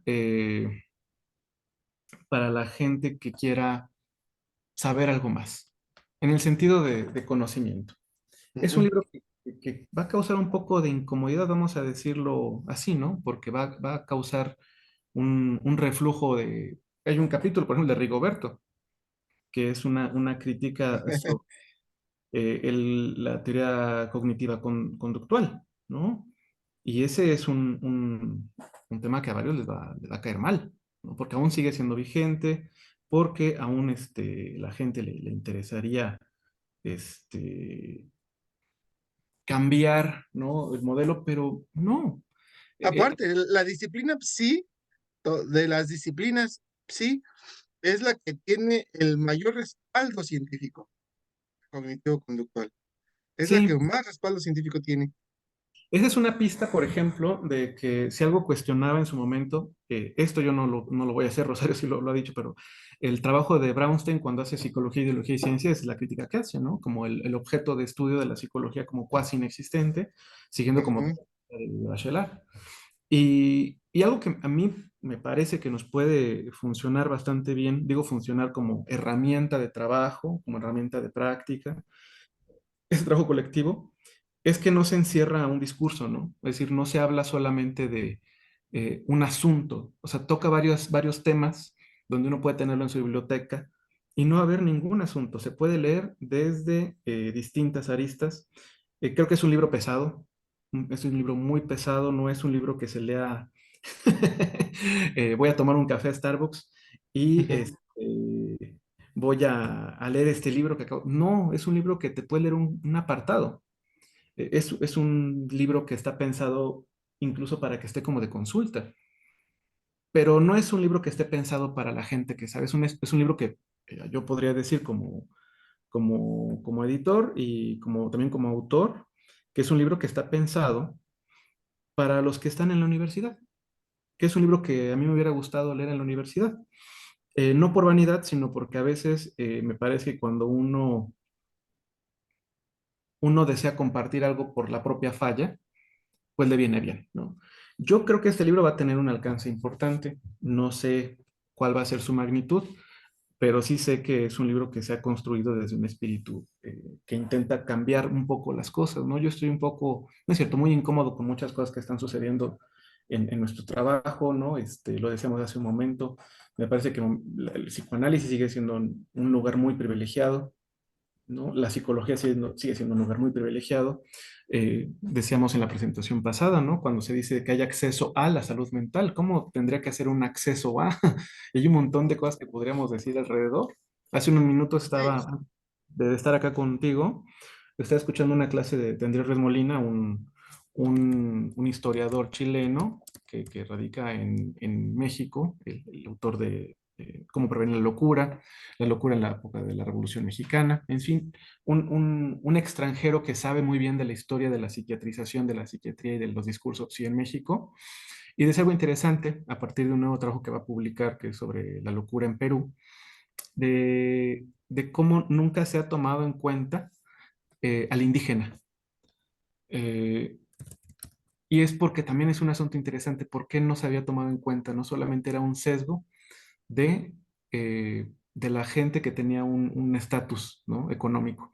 Entonces, todos estos detalles son interesantes porque pareciera que todo el sesgo de la normalidad, de la psicologización de la vida anímica, de la vida cotidiana, podríamos decir, pues claro que está en un flujo continuo, ¿no? Y que esto por ese motivo es que no quisiera yo que la psicología crítica, y esto creo que es la esencia de la psicología crítica, se encierre en un discurso como una línea de la psicología, para nada, ¿no? ujú, Digo desde ya que este proyecto de la psicología contra sí misma, en tanto haya vida e inquietud, el libro no está seriado, ¿no? Es decir, va a haber otro libro de la psicología contra sí misma, pero no es el tomo 2, ujú. es un libro que tenga un subtítulo. Es otro libro que se llama La psicología contra sí misma, solamente cambiará el color, pero no hay secuencia, no hay un uno, 2, 3 y 4. Es un libro que va a estar ahí, ¿no? Será una eterna compilación, por llamarlo así. Algo así, o como una serie de continuidades, ¿no? Donde uno pueda jugar los lugares donde no estén situados, ¿no? Donde pueda haber alguna actualización, pero seguramente alguien se remite de nuevo al primero, quién sabe. Pero es el lugar de no afianzarnos a la psicología. ¿Cuáles son los pilares de la psicología crítica? Bueno, pues yo creo que el marxismo, obviamente, ¿no? El discurso de la filosofía política. El psicoanálisis, yo creo que en algunos momentos, ¿no? En algunos, no en todos también, no creo que sea operativo en el campo de la psicología crítica completamente, pero sí hay muchos recursos que, por ejemplo, de la teoría de Freud hay que trabajarlos, ¿no? O sea, me parece crucial. Hace poquito que se publicó el trabajo de Byung-Chul Han de la pulsión de muerte, ahí le llovieron críticas, ¿no? Por la forma en cómo estaba comprendiendo la pulsión de muerte en Freud. Y es que, claro, cuando se ve desde ciertos lugares, no competen igual, pero yo pensaría la pulsión de muerte en México, ¿no? En nuestro abanico de rituales respecto a la muerte, nuestras acciones que tenemos, nuestras formas de producir terror, ¿no? Nuestras dinámicas con todo el tema del narcotráfico, de las lógicas de terror que plantea el terror, del terror narcotraficante aquí en México es un asunto muy, muy peculiar. O sea, Sí, también atiende a esa, ello latinoamericano. con eso recuerdo el capítulo de mapas y territorios Mm. del mismo. O sea, totalmente. O sea, es un contexto particular la manifestación de un sufriente. O sea, esta cuestión que ahorita manejas de la pulsión de muerte, en ningún otro aspecto, al menos yo no lo he visto, y también es algo muy, muy cultural, de hacerle una fiesta a la pulsión de la muerte, de hacerle una fiesta a esto tanático. a esto destructivo y disfrazarnos de eso mismo monstruoso, disfrutando de ese disfraz. O sea, termina por ser un destino de algo tanático, mortificante, a algo incluso de vida.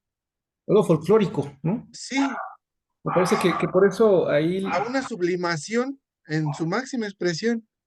sí, fíjate que yo ahí te podría proponer tal vez, desde mi vaga lectura, ya no hablar de una sublimación, porque voy a remitirme una vez más como al trabajo de la psicología contra sí misma.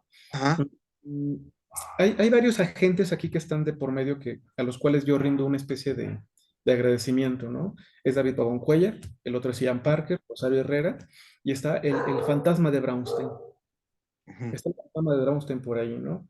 Que para mí son como las piezas en las cuales yo me encontré como más crítico en un sentido de, ya no solamente como espero tener un efecto de esto en un momento, que no sea solamente en un texto, en una letra, sino en la propia práctica de ejecutar una conferencia pública como la realizamos, como las actividades que están por venir. Ujú. Pero creo que algo que hay de potencia en Latinoamérica, ¿no? Eso es lo relevante, ¿no? O sea, que la psicología latinoamericana, vamos a decirlo así, o las propuestas militantes pueden tener mucha potencia para pensar en las problemáticas actuales mundiales. Creo que por ahí podríamos dar cuenta. Y este ejemplo que tal vez parecería tan banal, como lo es el Día de Muertos, el cual está próximo a aparecer, eh, es lo que más nos podría donar un poco de pulsión de vida, ¿no? Ya no es una sublimación, sino toda una estética de la vida, ¿no? Porque el mexicano, en todos sus rituales de muerte, al final hace una fiesta. Y eso es muy divertido, ¿no? O sea, aunque en momentos sea incómodo para los más allegados, cuando alguien fallece, hay Una mezcal, fiesta, una ocurrencia, claro. hay chistes, hay gente sonriendo, gente bailando. Y uno podría decir, no, es un gesto intelectual. Pero a veces hay gente que se quiere o nos queremos matar y decimos, hagan una fiesta en mi nombre y sean felices. Y la Ujú. gente puede ser feliz porque el deseo del otro se ha cubierto y no de ese otro lacaniano, ¿no? El otro hombre que quería matarse y por fin lo logró, está contento. No nos agenciamos la muerte. Creo que también hay una posición que es muy chévere para pensar ahorita a propósito del fallecimiento de Alush, que falleció hace poco y que todos citaban su famoso libro, La erótica de la muerte en tiempo De la seca. muerte cerca. Pues los mexicanos realmente es que a veces ponemos una foto y un pan y tequila, hasta nuestros compañeros perrunos, yo aquí los tengo en tu casa, pero no hacemos por un fondo de decir, ay, es que no logro superar el duelo. No, nos gusta recordarlos por un fin de carácter más anímico, ¿no? Como decir, pues sí, no es que los tengamos que dejar ir, porque es parte de la propia comunidad, ¿no? De esta atmósfera de muerte. Y creo que algo que ha pasado es que, muy eurocentrista, es que la muerte es algo maligno, Ujú. algo que rechazar. Y acá en México la recibimos así como hasta con fiesta, ¿no? Así que venga y la albureamos, le hacemos canciones, calaveritas, Hay los... toda una religión, incluso a la Santísima Muerte. Sí. Y sabes que me parece que es una posibilidad de pensar otras formas de la finitud, ¿no? De la finitud. Y eso está padre, me gusta. A mí, que se puede recuperar, porque bueno, si ahí tenemos como los tiques de la muerte y la sexualidad muy bien planteados por Freud. Creo que México tiene no solamente México, creo que toda la cuestión sudamericana nos da otra forma de pensar la partida, ¿no? Ujú. No la pérdida del objeto, del suceso, no, sino la muerte en sí misma me parece que nos hace reivindicar la vida de otro lugar, ¿no? Yo conozco mucha gente, yo creo que también tú y como todos los mexicanos, que recuerdan con cariño y hasta hacemos burla de los muertos, ¿no? Y así, no, te van a Ujú. dar patas, ¿no? Hay que venga y que haga más, quién sabe, ¿no? Pero porque tenemos ese caló tan mexicano, y así como tenemos la muerte, también tenemos el albur. Yo creo que son posiciones como bien curiosas del lenguaje que no se dan en todos los lugares, ¿no?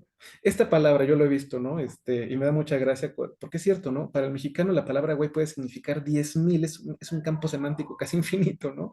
Al igual la palabra pedo. Entonces, Sí, muchas en cuanto a mexicanismo son polisémicas. sí, Así, sí, grandemente, enormemente. Y son, creo yo, incluso para mí cuando alguien me preguntaba sobre el lenguaje inclusivo, le digo, ya lo tenemos, nada más inclusivo que el güey. Nos hace iguales, nos hermana de una forma que ni la religión ha hermanado aquí Sí, en la cultura. O sea, el güey hermana muchísimo más que un todes. sí, sí, sí, sí. Desde el arrabal, desde la banqueta, desde la calle, desde la convivencia de igual a igual, el Sí. güey es inclusivo.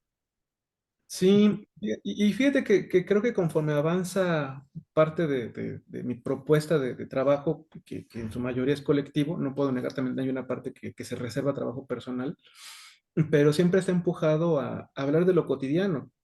Claro que me fascinan los textos rigurosos, de citas, etcétera, pero a mí a veces me agrada, me roza más, me hace vibrar más cuando hablamos desde una vida cotidiana, ¿no? Y yo creo que esto lo aprendí con Freud, o sea, con los descubrimientos de Freud, pues surgen de la vida cotidiana. ¿Quién se preguntó por el sueño? ¿Quién se preguntó por el chiste, por los olvidos? Ahora, esto no significa que no haya una rigurosidad, ¿no? De un aparato teórico que pueda darle forma a lo que vamos encontrando. Pero sí creo que hay que darle entrada o producir las entradas o construir entradas para los medios de difusión, de divulgación, promoción, gestión de actividades que vinculen y que le den un espacio a los autores mexicanos, ¿no? No digo ya no solamente latinoamericanos. Y esto ya lo habíamos escuchado en otro momento. Sabemos que la formación del psicoanalista de un tiempo para acá, y lo dice Rodolfo Álvarez en una conferencia de una forma muy peculiar, dice es que, bueno, para formarte habría que estar en las líneas, las aerolíneas de Argentina a México, ¿no? Porque ese era como el mecanismo de formación. Y ahora, por ejemplo, algo que yo he notado, incluso del cual también yo me siento como cercano, es la construcción de proyectos colectivos que no están adscritos o adheridos a una institución, ¿no? Llámese escuela, incluso cártel. Hay muchos colectivos emergentes, proyectos independientes, gente que tiene sus grupos de estudio y les importa un carajo ser reconocidos por una institución, ¿no? Dicen, no, nos juntamos los miércoles, los jueves, damos un seminario, estamos leyendo a Freud otra vez desde el cero, ¿no? No, es sin costo, nos reunimos y estamos con una cerveza, o estamos con un café, o nos juntamos en el consultorio de fulanito, etcétera. Ese tipo de colectividades me parecen muy importantes. No estoy dejando de lado las instituciones, para nada, pero yo me siento más cercano a ellas, ¿no? Porque me parece que remiten a un lugar. Yo creo que esto ya se podrá hablar con otros compañeros, pero sí planteo otros espacios del deseo, ¿no? Del deseo, donde a veces nuestro nombre no es figurado, donde a veces no es solamente que el nombre esté en un libro, sino cuando alguien, tú escribiste ese artículo, sí, sí, es que hay una persona que escribió un libro o que por ahí habla de eso en este libro. Ese tipo de Sí, agencias me agrada te mucho. spoileo un poquito sobre mi tesis del doctorado. Precisamente planteo ahí unas cuestiones desinstitucionalizantes, ¿sí? En las que el yo ya decide mucho de sí fuera de lo institucional y se respalda en lo institucional para el otro, pero no para sí. Para sí, desde lo muy yoico, desde lo muy subjetivo y particular, elige en dónde y de qué apropiarse, porque ya hay un universo ahí deambulando de cosas de las cuales yo me puedo jalar, columpiar, transitar de una a otra, ¿sí? Ujú. En esos seminarios, en esos espacios, en esos colectivos que están fuera de un respaldo institucional, y nada más me respaldo en lo institucional solamente para darle ese testimonial documento, este documento testimonial al otro, no para mí, ¿sí? Como que lo institucional, yo lo estoy planteando así, es una comunicación interinstitucionalizada ya, ya no es la responsable al 100% de una formación, de una, de un crecimiento, de una evolución, de una profesionalización. Entonces, yo me respaldo en una institución para esa comunicación interinstitucional de que si quiero otro trabajo, una institución me ampare de que tengo lo que esa institución ofrece para que la otra institución me contrate. O sea, Sí. ese es el vínculo interinstitucional. Y ya no es necesario el hecho de que eh, el crecimiento profesional yo lo haya adquirido en la institución, ¿sí? Entonces, es Ahorita puro ego institucional. sí, sí, sí, sí. Yo lo quiero decir con mucho cuidado porque o sea, creo que hay un fundamento de la escuela. Yo no me siento cercano a la escuela, creo que ya quedó clarísimo desde el inicio, ¿no? Y también porque no creo en los espacios, ¿no? Hace mucho que no me siento cercano a estas arquitecturas, ¿no? Y también creo que esto corresponde obviamente a los modos de llevar la vida, ¿no?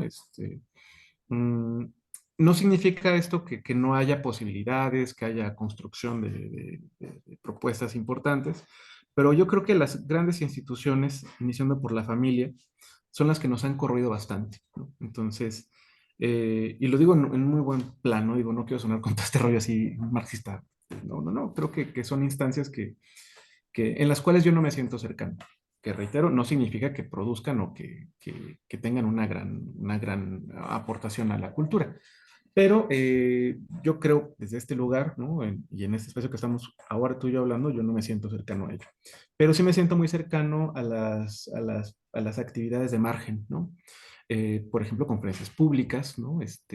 Dar una, por ejemplo, los seminarios que se dan aquí mensualmente por parte de la editorial con autores que vienen como en beta de profesor, se hacen en una cantina en pleno centro histórico. Es donde vamos con Chivis.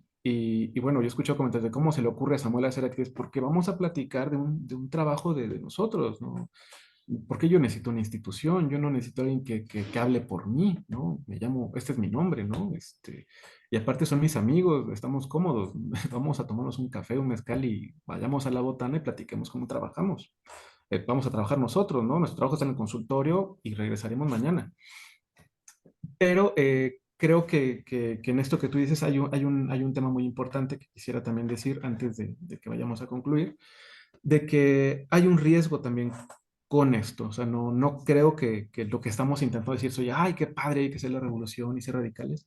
No, también hay riesgos. Hasta para producir un atentado hay que ser como muy prudentes en las formas de ejecutarlo, ¿no? Es como cuando de pequeño nos gusta jugar con cohetes. Yo ahorita ya no trueno cohetes, yo tronaba cohetes porque a mi papá le gustaban. Yo ya, desde que conocí el amor animal y estas cosas, bueno, ya dejé los cohetes por sus orejitas, etcétera, y por bueno, el medio ambiente, en fin, uno intenta medio hacer algo ahí con el mundo.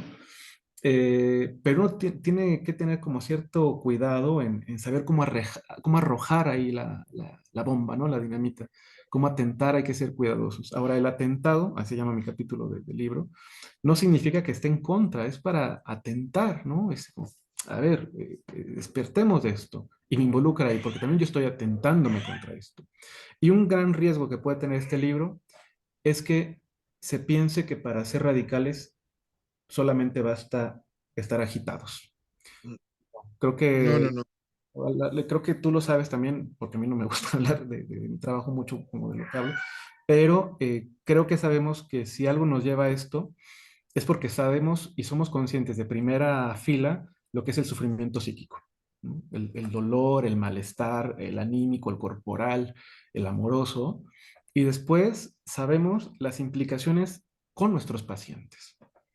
Es decir, que no basta con saber del propio dolor, sino que también somos conscientes de cómo circulamos en la vida anímica de alguien que también pone a disposición su sufrimiento y su dolor para ver si acaso puede producirse algo. No que se erradique, porque a veces no se erradica el dolor. A veces uno sabe hacer cosas, ¿no? En una especie de erótica. Y eso creo que puede ser un riesgo que creo que es muy susceptible. Yo estoy como consciente y un poco prevenido, no sé, de que los estragos de intentar radicalizar las posiciones de una crítica a la psicología se vayan sin un fundamento teórico, se vayan sin una práctica clínica, sin una militancia, ¿no? ¿Por qué? Porque creo que al final muchas veces de todo lo que escribimos, Lo puede hacer un académico agarrando montones de libros, como los que tenemos siempre en nuestros libreros, agarrar una fórmula de texto y tener un texto militante. Pero cuéntame cuántas veces soportas la deuda de un paciente que no tiene para pagar. Cuéntame cuántas veces tuviste un conflicto contratransferencial. Cómo va tu análisis, cómo va tu vida anímica, cómo estás militando con las colectividades, ¿no?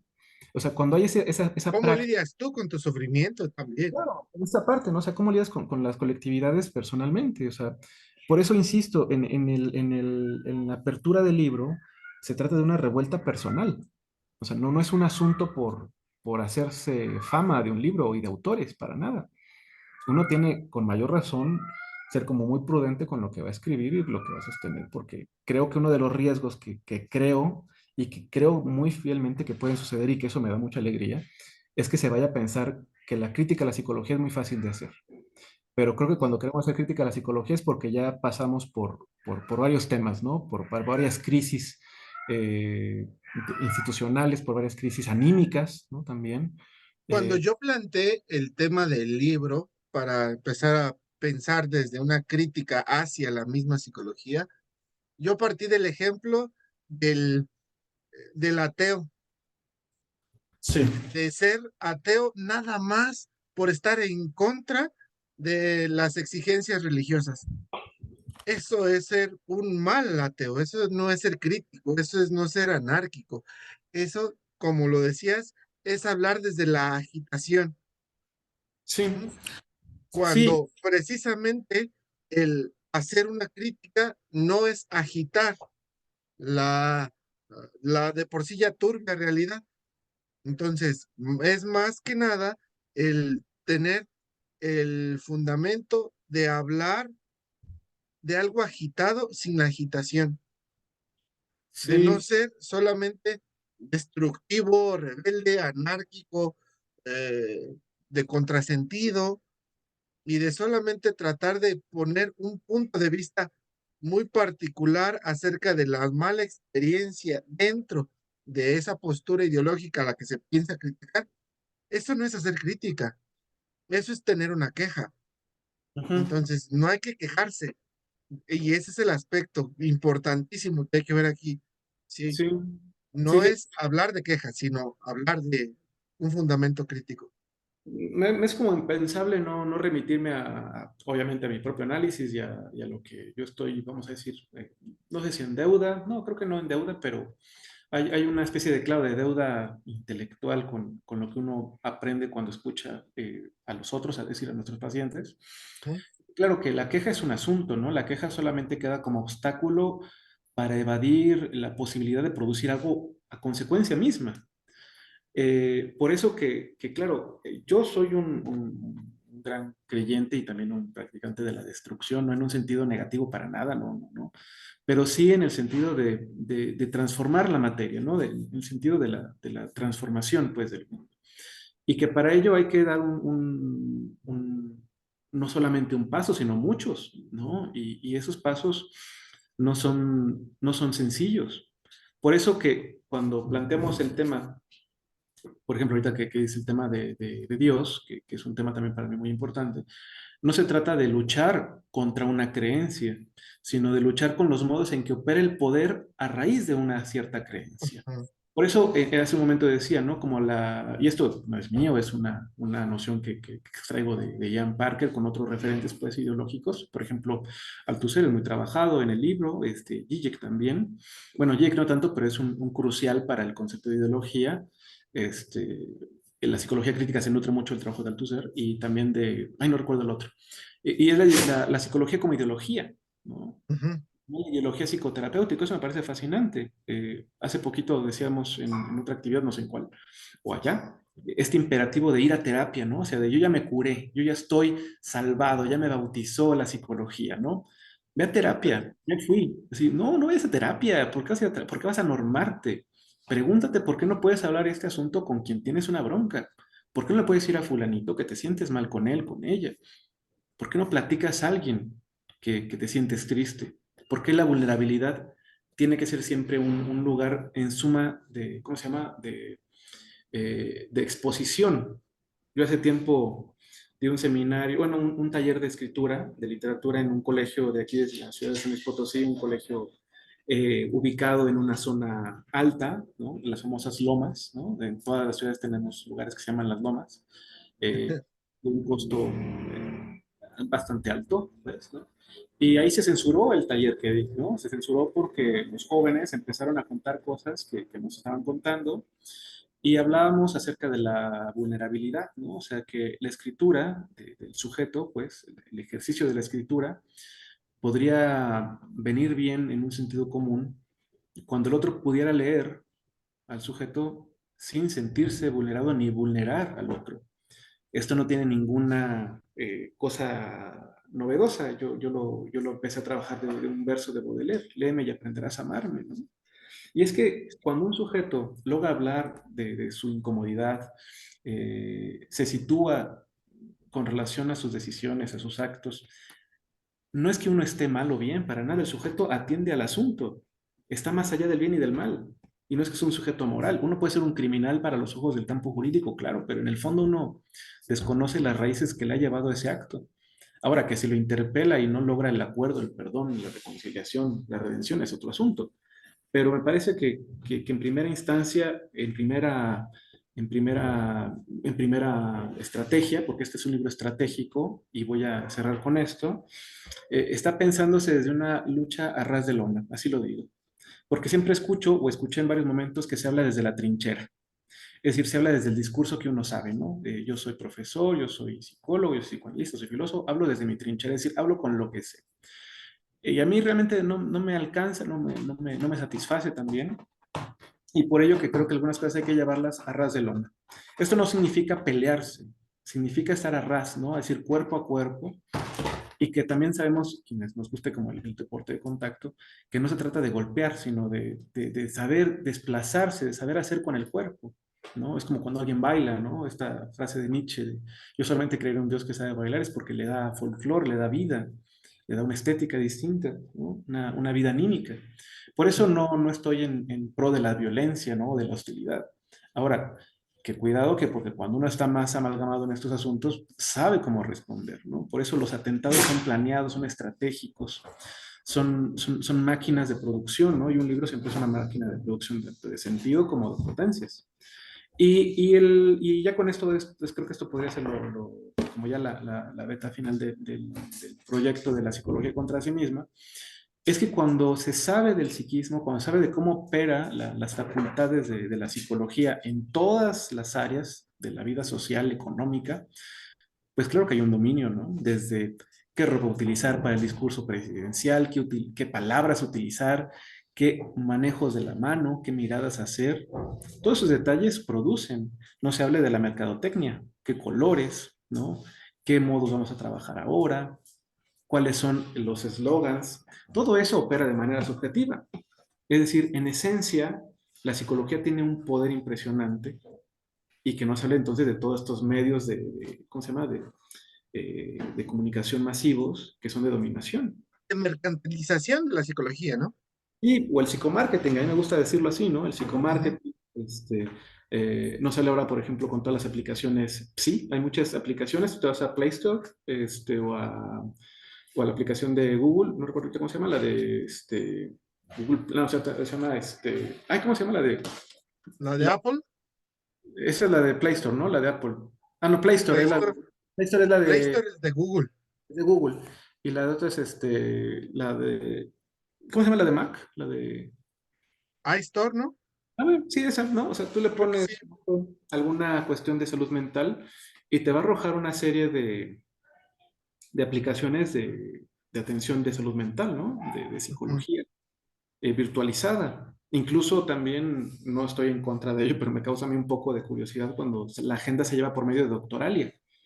Alguien que lleva tu agenda y entonces, pues, a ver, lo primero es que hay que ver si hay espacio. No me interesa hablar contigo. Lo primero que hay que hacer es agendar un espacio para afianzar un ingreso de capital. Yo tal vez suene muy anticuado, pero creo que una iniciación del tratamiento surge desde la primera llamada, ¿no? Desde la derivación. Y eso lucha contra esta rebelión de las máquinas. Suena muy, muy Ujú. drástico y muy de Terminator, pero, Creo que por Pero ahí, es que cada vez es más real, sí, o sea, cada vez está más latente. Ujú. O sea, sin esta benevolencia eh, histórica de las máquinas, no nos hubiéramos podido contactar hoy.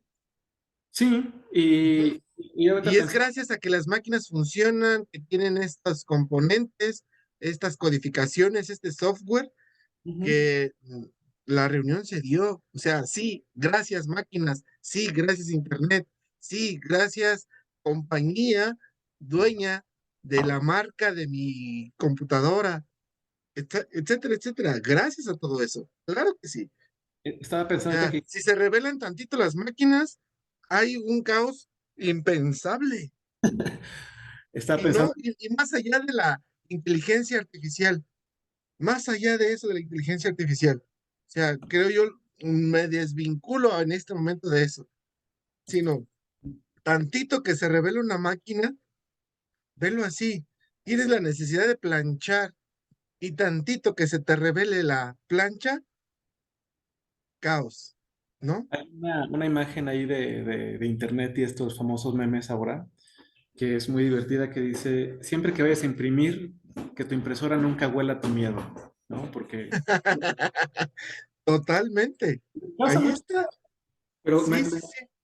me causa gracia y lo leo en ese sentido freudiano incluso de brote de relación de verdad.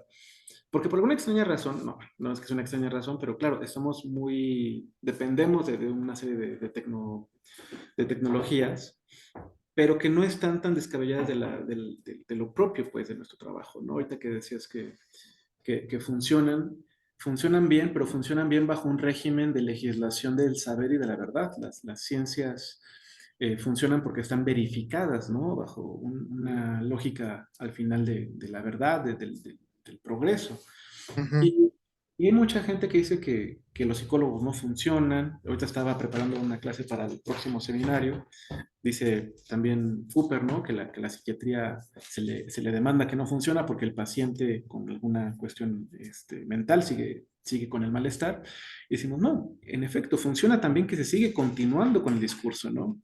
La psicología sigue funcionando por ello, porque mantiene el régimen, porque la psiquiatrización mantiene el régimen.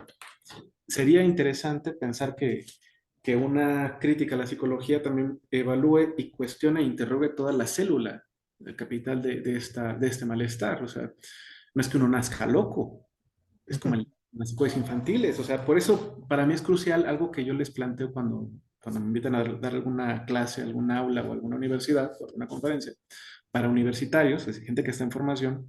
Yo siempre les sugiero que le entren, aunque sea poquito, a la clínica con infancias, primero, ¿no? Y la Ujú. segunda con algún agente de carácter psiquiatrizante o de adicción, es decir, en los márgenes ya de una adultez, ¿no? Ya dejemos a un lado la neurosis, sino las afectaciones reales de un fármaco, Sí. de una En los sustancia. horizontes de la gravedad de un sufrimiento, ¿no? Sí, y que ahí nos va a dar entrada a pensar entonces si acaso esto que vamos a hablar es tan lindo como se dice. Porque, claro, queremos hablar de pacientes y cuando hablamos de una neurosis se nos olvida como todo el asunto de la infancia, me parece crucial. Yo creo que hay muchas fallas hablando en el campo clínico lo que respecta a la técnica, ¿no? La técnica, y algo que me está gustando este último año es el asunto de la iniciación del tratamiento. Ujú. Esos son cruciales porque se están mediatizando bajo esta lógica de la inmediatez, ¿no? Doctoral es eso, ¿no? Doctoral es una plataforma que seguramente te cobra un porcentaje, yo desconozco. Tú agendas tu cita con X fulanitos, psicólogos, psicoanalistas del campo de salud, pues. Pero lo que compete al ámbito de la salud mental, concepto que no me gusta, pero que es importante utilizarlo, pues deja un registro entonces de que hay que agendar por medio de la virtualidad. Es decir, me pasaron su número. Ah, claro, pero registre aquí su agenda porque ya no hay disposición. Ah, bueno, yo creo que hay mucha gente que está o estamos ocupados, claro, pero en el campo de la subjetividad, llevarlo al campo de la virtualidad, no me parece preocupante, tampoco me espanta, sino me parece que es una pregunta para hacernos. ¿Qué es lo que nos hace entonces corresponder a este amo digital, porque es otro asunto, para mediar nuestro trabajo con ese agente que sufre? O sea, y uno no sabe, en muchos campos de la psicología, que esos son los primeros encuentros donde puede estar el fracaso rotundo del tratamiento, ¿no? Es que en muchos ámbitos de la vida interpersonal, del contacto persona a persona, precisamente si no se da un buen vínculo de inicio, un buen clic, como se dice de inicio, persona a persona, ya de ahí en adelante todo el influjo de la relación va a estar mermado. Sí, Entonces también, si ese primer clic es virtual, ya no va a haber ese vínculo tampoco desde lo personal, desde la persona a la persona. También se perderá. Yo lo y veo así. también No puede sé ser si sea para ojo, bien, no sé si sea para mal, pero de que se está perdiendo eso. O sea, yo propongo también en mi documento de una despersonalización de los afectos, una despersonalización del vínculo. ¿no? Ujú. Ujú. Ahorita que dices esto también, es que, ¿sabes qué? Estoy tratando de remitirme a lo que plantea el libro. El trabajo de Ah, Jan de Vos, por ejemplo, Jan de Vos es de Bélgica y su línea de estudio, por lo menos al día de hoy, es sobre lo digital. ujú, Es un texto que yo le tengo pues mucho afecto porque o sea, yo fui a su seminario en Morelia, de ahí surgió un libro que él publicó con Paradiso, que se llama Las vicisitudes de la psicología. Con él tengo un artículo que no sé muy bien cómo en dónde está, y él publica en este libro un texto sobre la inteligencia artificial y lleva un diálogo con inteligencia artificial. sí, sí, es un diálogo con la inteligencia artificial. Y entonces está muy padre porque esto es como muy performativo, vamos a decirlo así. Eh, Él hace un ejercicio también de introducción y el libro también agarra ese lugar. En mi texto hay un apartadito sobre las aplicaciones y el O psicomarketing. lo virtual, sí, sí, sí, claro. Entonces, todos estos asuntos, claro, no se trata de, como lo planteamos en muchos momentos, no se trata de negativizar o moralizar o erradicar o tratar de exorcizarnos de las digitalidades. Es lo que pasa cuando al niño le dicen deje de jugar con la tableta, deje de jugar con el Switch, sino hay que preguntarnos cuál es el uso de la técnica que nos está vinculando con ese objeto. Y eso me parece crucial porque entonces, cuando no somos medianamente cercanos a toda la crítica de la psicología digital o de la psicología capitalista digitalizada, vamos a decirlo así ahora, hay una gran posibilidad entonces de que el capitalismo, tanto digital, el capitalismo virtual, ¿no? La psicología capitalista, pues entonces sea quien lleve a cabo todas las riendas del trabajo clínico y que eso está pasando. Entonces, todas estas operaciones no es que estemos en contra de, sino que hay que intentar tener, me gusta mucho el concepto de caja de herramienta para tratar de desarmar, por ejemplo, a Doctoralia, vamos a decirlo, y ver cómo funciona, y ver cómo de ahí podríamos agenciarnos un lugar para producir un lazo directo con nuestro posible analizante. ¿Quién sabe, no?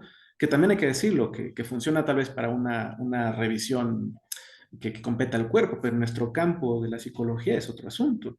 No es que el cuerpo esté de lado, pero claro que nuestro primer entramado es otro, ¿no? Y no es solamente la palabra, sino todo lo que compete y anuda al cuerpo y la palabra y su sintomatología. Y Ajá, es parece que cuando tenemos críticas en estas esferas como lo digital, los propios papeles como un libro, las propias formaciones, la propia psicología, las corrientes, nos va a dar entrada a tener un argumento, vamos a decirlo, ¿no? De una manera muy, muy somera, para preguntarnos si acaso lo que estamos haciendo es tan bien o en un sentido de una práctica y lucha que vincule y relacione al otro que sufre y que viene a hablar de ello acá y que no seamos solamente un agente moral. A mí me gusta mucho como dice Foucault ahí en Vigilar y Castigar, o en el poder, no, en Vigilar y Castigar, en las primeritas páginas, creo que la 12-18, dice que el psicólogo pulula como un modesto agente del orden moral. Así lo plantea, ¿no? Tajantemente.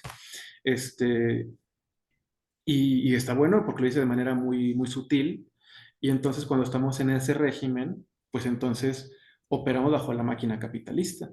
Ahora, hay una entrada que yo me abstuve de escribir en este libro, me quedé con muchísimas ganas, pero he de confesarlo públicamente porque yo la deseo escribir como epígrafe de mi próximo libro, que es el de Revoluciones Anímicas. Ian Parker en una conferencia dice algo bien, bien, bien lindo, ¿no? Lo dice de una manera muy, muy, muy explícita y muy, muy delgada la línea, ¿no? eh, Estamos intentando no de erradicar al psicoanálisis ni de criticarlo, sino de evitar un mundo donde el psicoanálisis no sea tan necesario. Y eso ajá. está bueno, o sea, no se trata de luchar contra una disciplina, una línea, podríamos poner psicoanálisis o podríamos decir psicología, en fin, Hasta la misma psiquiatría, claro. utopía, ¿no? O sea, pensemos en tener un mundo mejor donde tengamos una lógica de comunidad, donde uno pueda convivir bien, por lo menos con dos, tres amigos, con una pareja, que podamos hablar de manera amena, afectiva, donde los estragos de los afectos no se vuelvan hostiles con la diferencia, donde uno pueda acompañar las diferencias, ¿no? Y esa es la Ujú, cada quien quiere ser único y detergente, como dicen ahora, ¿no? Y no quiere poner a disposición su diferencia con el otro. Cuando yo ubico que eso del otro, digo, ah, cómo me incomoda esto, digo, bueno, está bien. Y uno es consciente de eso, no significa que lo tolere, para nada, pero por lo menos le hace llevar a cabo una decisión. Y esa decisión en la que uno es consecuente y el otro no queda culpado ni nada. Uno no es juez, ¿no? Y tampoco es que el otro sea responsable. Uno se vuelve como bastante eh, sereno para andar en la vida. Y creo que a ojos de muchos morales uno dice, es un desfachatado, es un sinvergüenza. Cada quien tiene su vida y cada quien tiene sus propias luchas personales.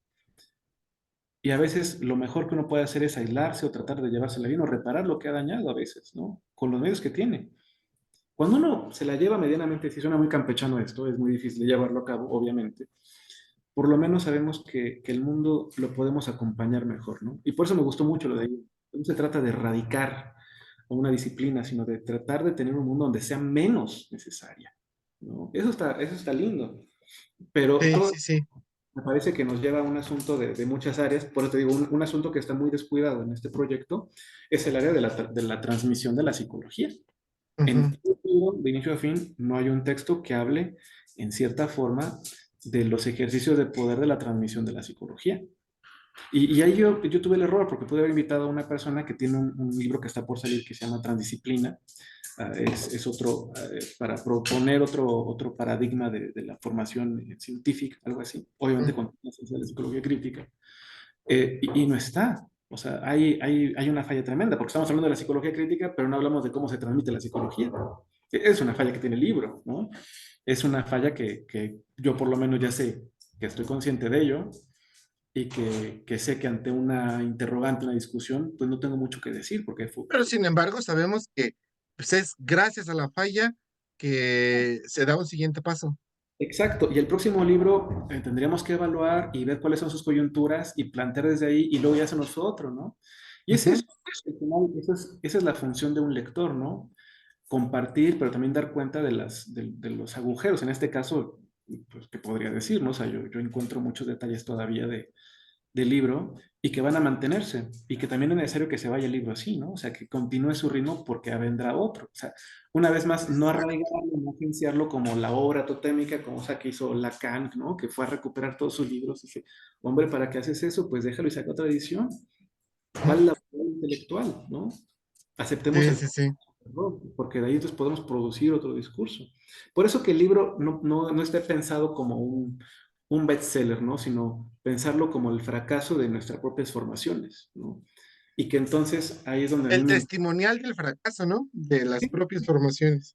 y que ahí, Pues, Samuel, te agradezco mucho el tiempo, la participación. Esperemos no sea la única ocasión en la que podemos coincidir, que podemos hablar de estos temas y darle más tiempo al tema y a la divulgación, no solo del libro, sino del trabajo que se hace desde la psicología crítica. Este, pues aquí andamos, el material es muy rico en contenido. Pues estamos al pendiente, Samuel. Muchísimas gracias. sí, pues nos vemos pronto y seguimos. Claro que sí.